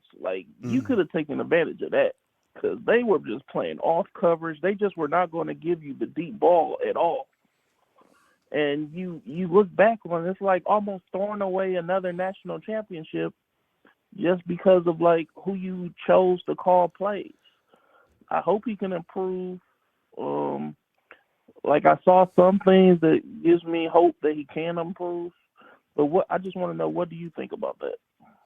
I think that yeah, you bring up a really good point. Is like Coach Saban getting to the later part of his career. Are these the guys that he wants to surround himself with? I think yes, because Coach Saban is always into not only development of the players but also of the coaches. Like he's into mentorship, and I think he sees a lot in Tommy Rees. Now, I will say this: I don't think that Tommy Rees was his first. Was on his number one. I think he was probably like the second or third guy that he wanted. Not to take anything away from Tommy Rees. I think he wanted the OC from Washington, and I think the OC from Washington turned Coach Saban down. So then you have Tommy Rees. So I think that will do a really good job as he continues to mold his career. I think the stage was too big for Tommy Rees overall. That Texas game, other games throughout the season, he was kind of up and down. So, yeah, I think Coach Saban wants these guys around, but I think this next hire for the defensive coordinator position is going to be monumental because the defense has a lot of holes to fill, right? The outside linebackers, the corners, and not to say that Alabama doesn't have guys that you can just plug in, but, this next hire I think is going to be really important. And I think this next guy has to be here for more than just 1 or 2 years. I think he has to be here for 2 or 3 years. So that's why I kind of like T-Rob. T-Rob seems like he's a younger guy that can be here for a couple years to grow with his defense. I don't know, because Tommy was already mentioned for jobs, in Indiana, and I don't think he ever thought about those type of jobs. I mean, why would you? Who wants to go coach the offense at Indiana? I don't know. Unless maybe for the basketball, but yeah. And Jonathan, you're right. T-Rob is an Auburn alum, but that was way back in 2003. So yeah, I don't know. I look at that game last night, and I look to some of the adjustments that Washington tried to make, and I don't think that Washington had the overall talent to deal with Michigan specifically up front, but I think they did the best job that they could with getting the football out. Penix is a baller, but he was under a lot of pressure as well, just like Jalen Milroe was. I mean, Michigan's defensive front was just outstanding. So that's a really good question about does Saban want to surround himself over these next guys? I would say yes, but this next hire at the defensive coordinator position I think is monumental. Okay. Thank you. Yeah, appreciate it, man. Enjoy LA. Someone who was it inside the comment box said that they didn't think I was coming back from LA. I love LA. I'm telling you. Me says he didn't think I was coming back from LA. I love LA. I do. And it's not like I'm like a Hollywood type, but I like the weather. I like the food. I like the big city. But I do like it here in Tuscaloosa as well. Like, don't get it twisted. This is my kids are here. They're adjusted here. It's a small town, but it felt good to kind of get out and go to different places. Adam with the super chat, the secondary allowing Corum to go uncovered for the touchdown and the 4th and 2 is inexcusable. We need a DC who will develop the players' focus and intangibles. Yeah, I appreciate you calling in earlier, Adam, talking about the development of the overall players. Look, can't take away a lot from Michigan as well. I mean, just like Delvin from Chicago said earlier in the show, I mean, this is a team that had a lot of experience. J.J. McCarthy's played in big-time games before, and Blake Corum's a big-time running back. So is their other running back. My goodness, what they have, 229 yards rushing in the first quarter. Really, really impressive. All right, let's go back to our next call, 631. I appreciate you calling in. You're on the line with Kyle Henderson. Who am I on the line with and where are you calling in from? Hey, what's up, Kyle? It's AJ. What's up, AJ? Welcome to the show, man. Appreciate you calling in. What's going on, man? Listen, man, I haven't watched any sports or any football. I did not tune into the national championship. I'm still sick over this loss. Man, you watch the game, you rewatch the game. As much as we got manhandled and outcoached and outplayed, we were up, and they had to come back to win the game. That's what's most sickening about it. We got outplayed and outcoached, and we were up. They had to come back and beat us, and I don't get it.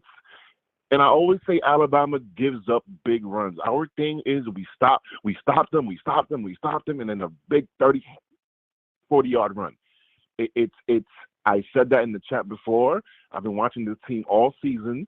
They're disciplined until they're not. They're disciplined about 85% of the time, and then that one time they're not, it's a big 50-yard run. It's a big 60-yard run or 30-yard run, and it makes me sick. I'm still not a believer in this quarterback. I don't see what people see, man. I'm really trying. Kyle, I'm talking about Kyle. I went into these playoffs so positive. I'm like, you know what? Maybe I'm being too rough on this kid, and maybe this third-year player. Maybe I'm being too rough on this kid. Maybe I'm no. He's an amazing athlete, but that's not a quarterback. And people, I hear you on your show. I disagree with you, of course. I disagree with your callers who talk about, oh, next year Heisman. No, he's not a quarterback. He's not a quarterback. He cannot read defenses. And I don't care about QBR and all these ratings talking about. We've seen it. Drop back. He doesn't know when to run. And when he runs, he's indecisive. And then that big fumble, which is not his fault, kids fumble, that's football. I'm not going to sit here and kill the kid for a fumble. Yeah. It happens. Everybody fumbles. Adrian Peterson fumbled. Barry Sanders fumbled. It's a fumble. I get it. But it's like, dude, drop back, read defenses. And you watched him all game. He looked skittish. He didn't look comfortable. And I feel like he's trying to prove a point. Like, watching him makes me feel like he's trying to prove he's a pocket quarterback. Like, he's trying to prove I can do this. When, dude, that's not you. We all know that's not you. The Alabama people who look through Alabama with goggles all believe in you and say, oh, he's going to be great. He's progressing. No. He's hit a ceiling. His ceiling is very low as far as passing the ball. He misses guys. He overthrows balls. Even his deep balls now his number one threat, which was a deep ball, it's not hitting. We all see that. His deep ball's not hitting. So now, what's left? Scrambling. He can't read defenses. I'm sick of this. We should have blown Michigan out by 30 if we had a quarterback. All these games that we sneaked and won, even Arkansas, we barely beat Arkansas. We barely beat Auburn because we don't have a passer. I'm sick and tired of these callers and Alabama fans calling and acting like just because you're an Alabama fan means you have to just look at the team with goggles on, with Alabama goggles on. No, it's okay to be hard on these kids. It's okay to be honest. We don't have a quarterback. We do not have a passing quarterback. He's not going to win Heisman. He's not a quarterback. Our offense is limited. Don't blame Tommy Rees. He can't call everything. He wants to drop back and read, and go through progression 1, progression 2. But unfortunately, we have a freshman left tackle who cannot pass block for his life. But he's a freshman. I get it. Our right tackle is highly overrated. He's a great run blocker, but for somehow he doesn't understand how to not let people get inside of him. I don't know. All season, people have been pass rushing inside of him. Our right tackle, 65, which is supposed to be an NFL draft pick. I don't understand it, but that's what it is. Everybody tell me he's great. I watch the games. He's mediocre, but you know what? I'm the Alabama fan who's honest, and we got our freaking asses kicked. And I hope every Alabama fan who watched that game understands where I'm coming from. I'm not hating. I'm being realistic. We got our asses kicked. That D-line was laughing from the first snap of the game to the last. It was easy for them. That's not Alabama. You know why? Because they don't fear his passing. They know Jalen Milroe cannot pass. They know. Just tee off. We need a quarterback. Stop with this Alabama goggle stuff. We keep on talking about these kids like they're the best. No, there's talent across the nation. We have the most 5-stars, but we don't develop them the same. And our O-line is soft. Our tackles were really bad, and our quarterback can't throw. I feel sorry for the defense. The defense played their asses off. I feel sorry for the defense. But that was not the defense's fault. That was purely quarterback. Not Tommy Rees. Stop blaming Tommy Rees. That was quarterback. We can't call every play. He's limited. Quarterback. That's all I got to say. I'm sorry we got our asses kicked because they're not scared of the pass. They knew what was going to happen. Bama has a below average passing quarterback. Below average passing quarterback. Let's tee off on him. And that's what they did. They teed off all game. They brought blitzes. Their D-line didn't even stop the run. They just went after Jalen Milroe. That was the game plan, and it worked because he can't pass. As soon as he sees blitz, he gets frazzled and he tries to run. But guess what? You're not faster than everybody on that field, and you get sacked. First play of the game, sacked. Because you know what the game plan was? Let's tee off on this kid. He cannot read defenses. Stop trying to stop the run. Alabama don't have great running backs. There's not one great running back there. I'm tired of us lying. We don't have a great running back. We have a promising freshman in Haynes, who I hope will get better. There's no Derrick Henrys back there. There's no Josh Jacobs back there. Stop lying to ourselves. We are an average offensive team because we don't have a quarterback. I'm tired of these lies. That's how I feel about it, Kyle. AJ, we got our asses kicked. AJ, watch that game. AJ, Michigan kicked our ass. They were bigger, they were faster, and they were stronger. Let's admit what we saw. We can't get better. An alcoholic cannot say, I'm not an alcoholic, if he doesn't admit he's an alcoholic, right? We are not big, bad Alabama. Michigan lined up. They looked physically bigger. They moved faster, and they pumped our offense. That's what happened. And they were laughing and celebrating from the single snap, and that's not Alabama.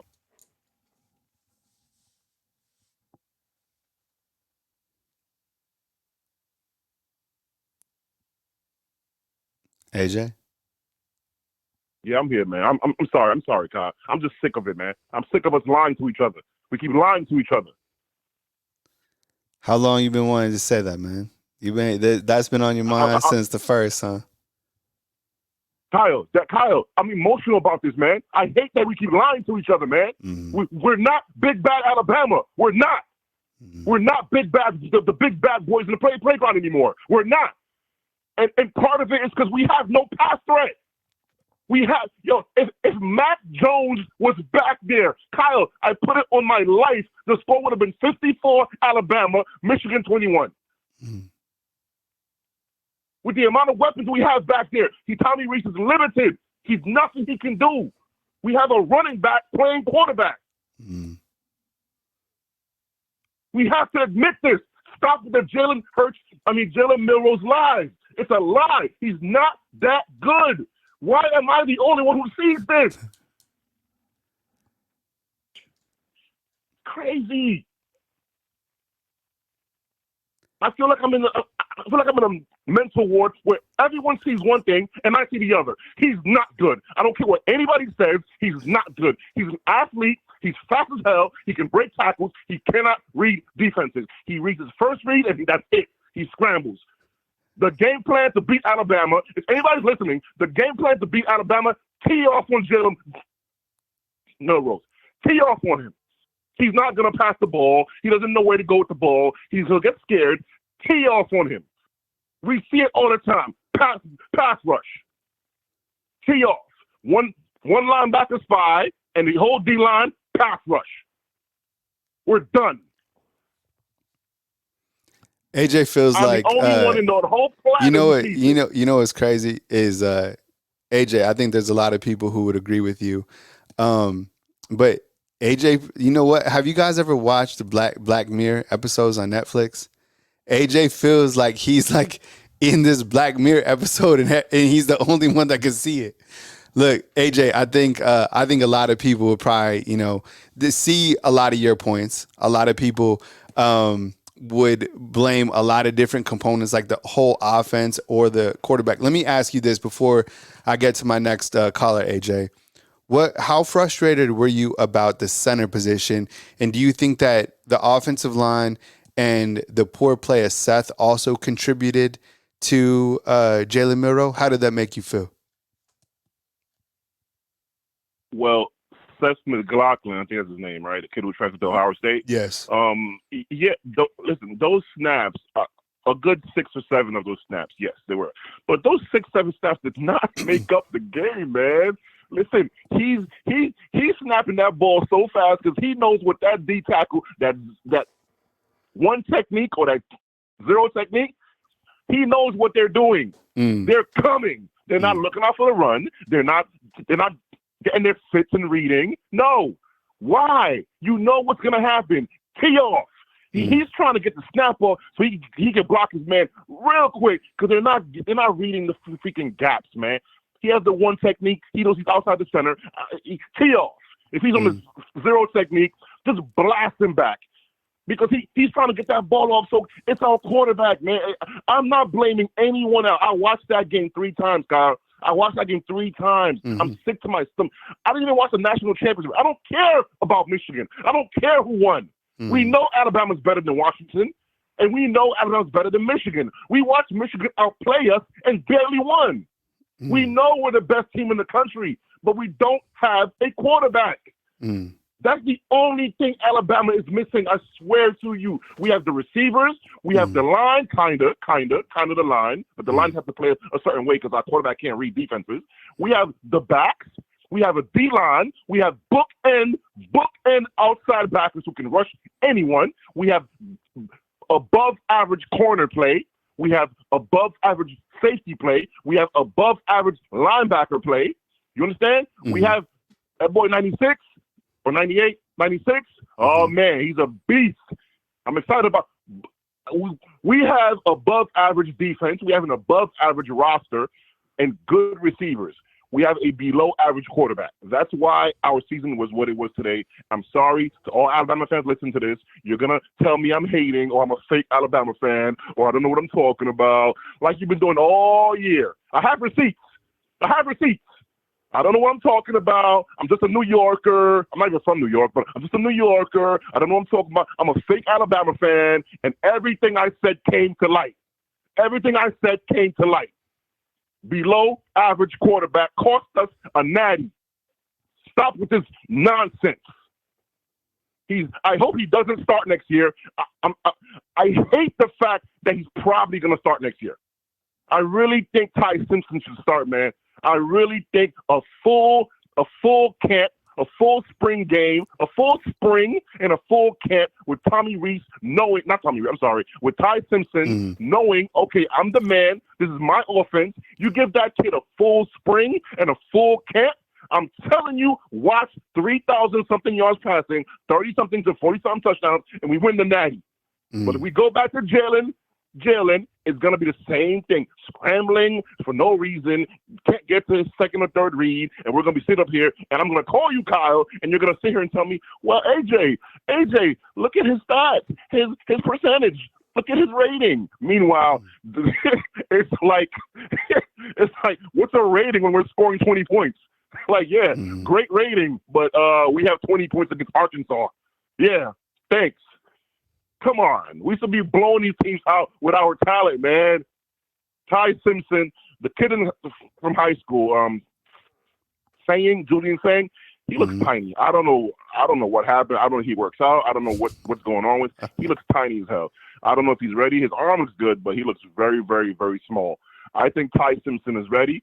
Ty Simpson is our next quarterback. God willing, roll damn Tide. All right, AJ, I'll catch up with you in the next round, man. Yes, sir. All right. AJ calling in from, he was hot.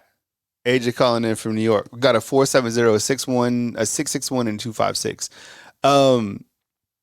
That's going to be on a lot of people's minds going into this spring season is the fact that you have, I think, still a lot of people that don't believe in Jalen Milroe because he didn't win a national title for Alabama.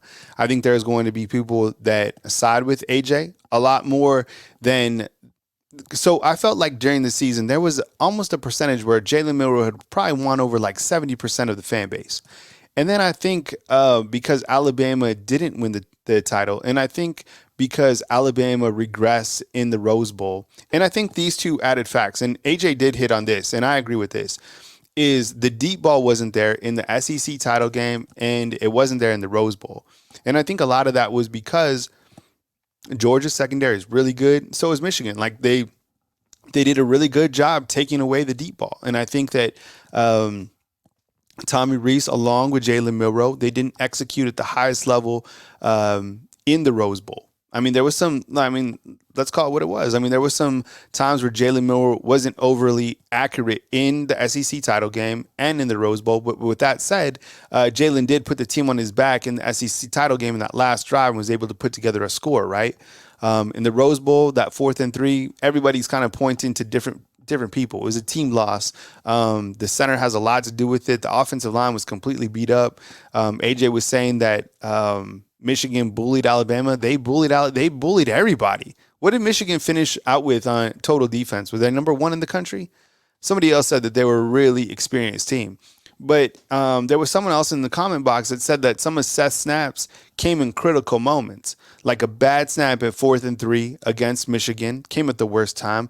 And Jarvis is saying, how did Alabama get to the 4th and 31? It was another, miscue snap that put Alabama in that position. So I don't know. I mean, there's going to be people that side with AJ. I'm sure we're going to get AJ to continue to call back. I actually like to hear some of his takes.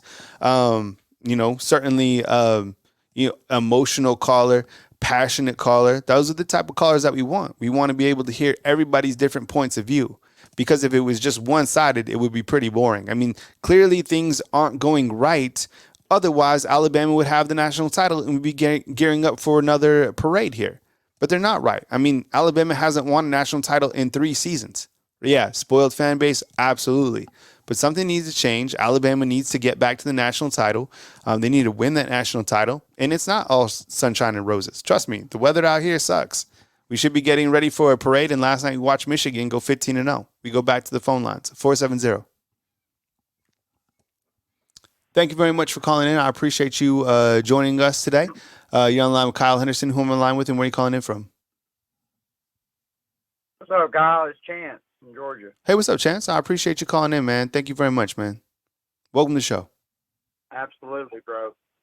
Oh, yeah. Yeah, I had to come to Alabama. Actually, I'm here right now. I had to bring my mother-in-law home. So I'm like probably 45 minutes from Tuscaloosa right now. Yeah, I watched that game last night, and, man, Michigan's defense is legit, bro. Like, they ain't faking at all. Like, they were getting after Penix. Like, and the same thing happened for them last night that happened for us. Our defense kept us in the game, but, we just couldn't operate on offense. And I don't think Tommy Rees had a bad call.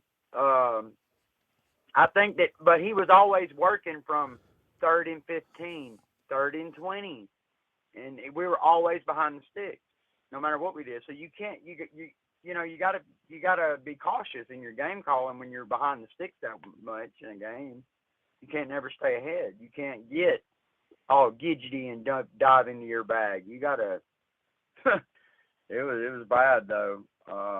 And your boy AJ from before. I mean, I sit here and listen to every word he said. You know me, Kyle. I've been a huge advocate for Jalen Milroe all year. You know what I mean? Like, but I have to agree with AJ, man. I mean, I think that Jalen has reached his ceiling. Like, his decision making, like, even after so much time, like, it's still not there. It's, like, that last play that would have kept us in the overtime, all he had to do was follow his left guard. Jaden Roberts pulled and he had a clear shot. But we can do a lot of what ifs. But I think Ty Simpson will beat him out. I really do. I mean, I wish that Milroe would improve because I love a dual threat quarterback, and he brings that, and I think that he can be special. But I don't know. I don't know if it's because he's out of Alabama. I don't know if he did good somewhere. I don't know. See, and this is the thing, but, like DR332 inside the comment box saying a low snap throws timing off. That's the thing. Like, some of these timing issues that they had, I think, against Texas A&M, against Auburn, and I'm not making excuses. Just like, if these snaps, No, I mean, you're totally. you're totally right, bro. I mean, Yeah. Seth McLaughlin has got to, like, he's got to he's to blame for most of that. Go look at every single game, which I know you have, and on every drive, he's got at least 2 bad snaps. Whether Milroe's having to pick them up at his feet or somewhere like that, you know, like he never got. And I don't know what it is. For some reason, when we show up to play Georgia, we show up. But see, Georgia didn't rush us like Michigan did. I mean, Michigan came after us, and we just looked lost. But Yeah. I know. I mean, I'm just saying though. Like, there's this. Like with Milroe, when he went, he slid right before the first down in the Rose Bowl. Mm-hmm. Like, he usually lowers his shoulder and just trucks a dude, but instead he slid down right before the first down. Mm-hmm. Even Kurt Herbstreit and Chris Fowler were like, "What? What was that?" You know, Yeah. like I want him to do well, man. I really do. Yeah, I yeah. really want. I think, I mean, everybody does. Yeah, everybody does. And I think everybody wants to see continued improvement and progression. And it's hard to see that improvement and progression when you're playing. Like, think about the last 3 games that Alabama played in, right? Think about the kind of the magnitude of each of those games. Auburn, then Georgia, then Michigan, right? And think about those defenses and the defensive coaches that he faced in those games. Think about the offense too. The offensive line, and look, I didn't, and I said this before. I don't think Jalen Milroe was overly accurate in the SEC title game, but he still willed them to win. Against Michigan, there were some times where I thought Michigan secondary. Look at last night; they're good. They're really good. Went up against Washington. They are good. They are good. They're really good. Yeah, and that defensive line, nobody could block them. Alabama couldn't block, Tennessee? Or maybe they actually didn't have a sack in that game. But I'm saying, like, overall, they struggled. They were too inconsistent. And then, but I think, look, with Ty coming back, certainly the coaches talked to Ty Simpson, and they were like, come back, and at least battle for the position. I think it's going to be Jalen Milroe who is the starter. Towards the beginning of the season, he'll be the starter in the springtime, but who knows? I mean, the best has to play. And if AJ is right and AJ says that Milroe has hit his ceiling, I don't think so. I think Milroe will continue to improve. I mean, he just turned 21. Michael Penix is 23 years old, about to turn 24. There's a big age difference. JJ McCarthy's played in a ton of games compared to Jalen Milroe. I think that Jalen Milroe improves as a quarterback. Look at that. We've heard this before. With Jalen Hurts. Remember, people did not want Jalen Hurts to start. People did not want him to play. Look what he's been, maybe not this season. I know that the Eagles kind of falling off the route. I mean, they're still in the playoffs. But Edison, he looked pedestrian last night. I think it's because Michigan's defense was so damn good. Like, their defensive front, they're phenomenal. They're good. They are, dude. They bring them stunts, and they twist and turn, and they're not scared. They will live and die by getting after your ass. Hell yeah. And yep. What great team? What is the recipe for winning a national championship? Defense. Good defense. Defense. Elite defense and run game. Yep. That's all you need. Like JJ McCarthy ain't shit. He had 140 yards last night. That was it. Wow. Like, yep. Like, he's not. So I mean, and we have that. Mm-hmm. I don't know what we're going to do at the offensive line. I mean, if Seth McLaughlin, if he goes to Ohio State and doesn't have a bad snap, I'm going to lose my shit.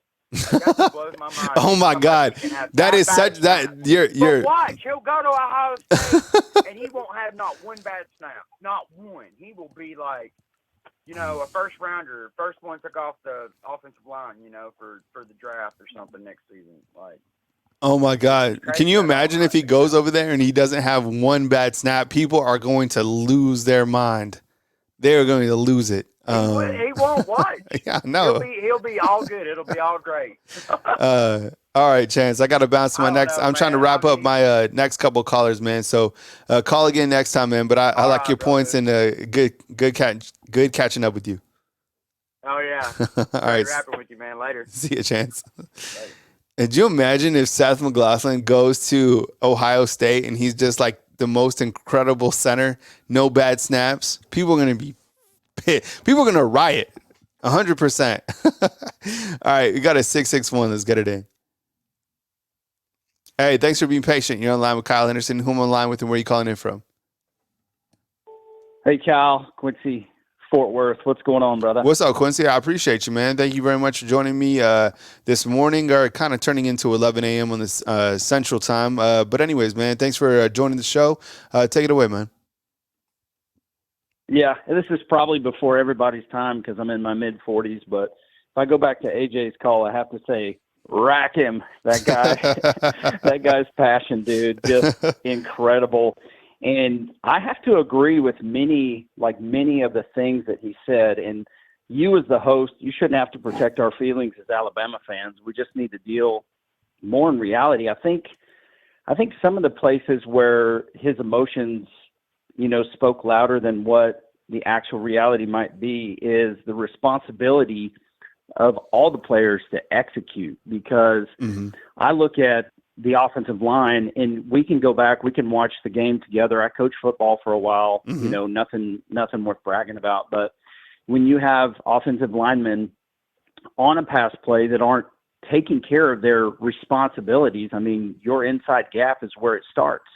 And so you look at our inability to block up the middle, and if you look at what Tommy Rees, you script those plays to begin the game. And so what are we going to do? We're going to pass. We're going to go straight at the strength of their defense when we have that stable of running backs. We had success on the perimeter. And I'm like, Tommy, what are you doing? But I have to agree with so many things that AJ said. And I think Tommy and Jalen limited each other in their ability to have success because they couldn't game plan like Milroe's progression. I disagree. I believe that Milroe has, with AJ, that Milroe has progressed probably one of the best progressions in a player, a quarterback that I've ever seen. Been watching college football a long time. Whether he's hit his ceiling or not, I don't know, but I am concerned about his ability to make decisions quickly. Because he tends to hold on to the ball too much, but Quincy, the guy got sacked. my question to that, and I think you bring up a really valid point.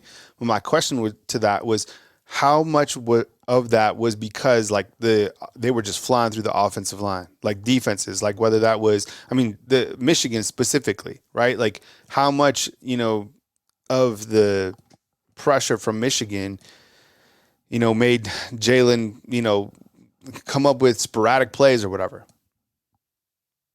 Yeah, I think it was one of the leading indicators of why we failed. And that's if you do not have time to throw the ball and process, and you're laying flat on your back. What's that graphic that's floating around the internet that shows that Milroe was sacked 49 times? And that's more than what the top other 3 or 4 teams combined. They had 48. That's crazy. Yep. Some of those could be Milroe's fault for holding on to the ball too long. But I largely said this guy needs to get his backyard football game up and running. His ability to say, hey, I don't have room. Let me go make a play. And we did see it in spurts. But I looked at it and said, hey, I think he regressed, and that the offense regressed in the last 3 games as a whole. And my concern was that they were going to say, oh, it's Michigan. They haven't played anybody. They're the Big Ten. We want Texas. And much like, they looked past Auburn, in my opinion, I feel like they kind of looked past Michigan and they failed to execute because I think the coaching staff prepared them well. Nobody's better at preparing players than Nick Saban. So I look at it as a means of a failure in execution because you can only prepare the guys so much. And there's some failure in prepping for the game because I'm not going to go directly at the best defensive line in the country in college football and try to pass. I'm going to use my running backs so that I can manage or mitigate their aggression. So I didn't understand why we did that. But when it's all said and done, we had the football in our hands. We had the opportunity to win. The defense did what they needed to do. And then we could not close the deal. It reminded me of Texas. Texas begged us to win the game, and we couldn't close the deal. and save the miracle pass at Auburn, we couldn't close the deal. Thank God we got it and we beat those chumps, but we couldn't close the deal. So I'm looking at it going like, we have, obviously, Coach Saban has had so much attrition, and now his disciples are out coaching. But I see the point of hiring a Tommy Rees. You need a diamond in the rough. You need somebody who's going to stick around, somebody that can grow with the program so that you can get some continuity. And I'm in your camp to say, I think the moment, if you said this, I know somebody said it, I think the moment was bigger than Tommy Rees. Yeah. But him and Milroe had to grow together, and they were limited by each other because look at the weapons we have on the outside. Really, I think that is a great point. Yep, 100%. I like that. So I don't understand with the running backs we have why we don't run split backs, why we don't utilize our tight ends more, why don't we put 2 tight ends on since we're having trouble blocking for the guy and give him the opportunity to make more plays. Yeah. We're begging, we're calling for the ghost of Lane Kiffin to come back and say, somebody run a jet sweep. Somebody. And you know what? I did. I think that Alabama ran how many jet sweeps this year? Maybe under 5. One was to Amari Knobloch. One was to Kendrick Law. And I like those. Didn't one of them go for a touchdown that was called back? Did I miss on that? Wasn't there? I think you're on the money. It went for a big play or a touchdown. Yeah. And then it was called back because there was a holding call or something like that. Chat, let me know. Was there a jet sweep that went for a touchdown? I think, Frankie's saying, Deontay. Those are the type of things that I'm talking about. When I talk creative, that's what I'm talking about. Maybe that's not overly creative, but I'm not asking for reverse passes and all this crap. I don't like that. I'm talking about is shifting players, motion, and kind of setting the defense to an off-balance position, something like Michigan was doing to Alabama in the Rose Bowl. Yeah, so there you go. Dustin is saying it was against Auburn. Thank you. I appreciate it, chat, because that's what I'm talking about. Like Kendrick Law, not getting him the football is a travesty. Not getting Isaiah Bond the ball, a travesty. Like Big Play Burton was going to get his, but getting, I think that, 7 touches minimum for Bond and for Kendrick Law. Kobe Prentice is going to do his, pick up your first down, your slot wide receiver, but those guys need as many touches. Those guys are playmakers, 1,000,000%. Yeah. All right, Quincy, I gotta wrap up because I gotta get another call in, man. But I appreciate you calling again because I really think you bring up some really good points, and I always appreciate rapping with you. Anyways, I know you got a lot of good stuff going on, man. So, a really good point on Milroe and Tommy Rees and kind of them limiting each other. I think that's a great point, man. But I'll catch up with you next time, okay? Thanks, Kyle. Roll Tide. Thanks for doing the show, buddy. Yeah, we absolutely, appreciate man. Take it easy, man. All right, this 256 is going to be my last caller, and then I'll get to you guys. If I didn't get to you guys today, I'll get to you guys tomorrow on Wednesday. But this 256 is going to be our last caller of the day. Hey, welcome on in. You're on the line with Kyle Henderson. Who I'm on the line with, and where you calling in from? Hey, Cal. This is Keith from Huntsville. What's up, Keith? I appreciate you calling in, man. Welcome to the show, man. Take it away. Yeah. It's one of my first times listening to it. It's really enjoyable. Appreciate what you're doing. I just have a question. Yeah. When we're talking about the offense, not to jump on the quarterback situation or to jump away from it, but it makes me think about the offensive line. Toward the end of the season, right? It seems like one of our best offensive linemen was number 77, and that guy didn't even see the field in the first couple of games, if I'm not mistaken. Correct. And then you think about continual problems with centering and the snout associated. It makes me wonder, who's watching the offensive line, right? Who didn't see that number 77 was so much better than the guy that started over him to start the season, right? Who's seeing the center snouts and not fixing it? It not to point fingers at the offensive line coach, but it does make you wonder, you start the season with a unit that is supposed to be one of the best units on the team. And, their performance didn't really indicate that at all. Matter of fact, they probably finished the season as one of the poorest units on the entire team. So it makes you it makes you wonder, who's really watching the shop when it comes to the offensive line, and not to add another point about the offensive line, but the size of the offensive line, that was really a note coming into the season that was really expressed a lot about how they were the heaviest offensive line, and like in the country, and they were heavier than a lot of the NFL offensive lines. Who's looking at that and going, college football has kind of changed, and we need to be able to block these edge rushers, and so it seems to me a lot of the problems not taken up for Tommy Rees or taking up the quarterback, but it seems like a lot of the problems kind of stemmed from the lack of consistent good play by the offensive line. Yeah, and I was just wondering what your thought was on that. Yeah, I appreciate you calling in. I have a picture right now of Jaden Roberts. Who missed this guy walking around the locker room, right? They're like, how did this guy, how is he not in the fold? Like, from what I understand and talking to other guys like on the team, they said like Jaden Roberts is the absolute Hulk. So like, how was he not starting at the beginning of the season? Probably turned out to be Alabama's best offensive lineman, right? You're talking about a ceiling. My goodness, thank goodness he's coming back. Yeah, absolute Hulk. Yeah, that's coaching. That's what is so frustrating is who was missing, and maybe that just tells us that either T. Ferg couldn't understand the overall schematics of the offense because he could have. I thought he would have been the center. I think it also tells us because Darian Dalcourt was still here too. Maybe he just wasn't. Maybe I guess Seth beat him out because Darian Dalcourt was on board. He was a graduate here. He was still on board, and then you had James Brockemeyer. So maybe Seth was just there was nobody else to play the center position, which is unbelievable because now people are starting to talk about Ola Selin, the player from Finland, who could be moved to, I guess, center. I don't know if that's true, but people are saying it. So usually where there's smoke, there's fire. I don't know. That's on coaching. And usually Coach Saban has his pulse on every single aspect. That's what's so, like if you were to ask Saban, and I don't even know how you would word that question. Like, why didn't you, I guess he would just be straightforward and be like, why wasn't there some change at the center position despite there being, 30 bad snaps the entire season? I don't know. He's protective of his players, but at the same point, I think that really cost him a national championship game, to be honest. Yep. Well, Cal, I appreciate all that you do.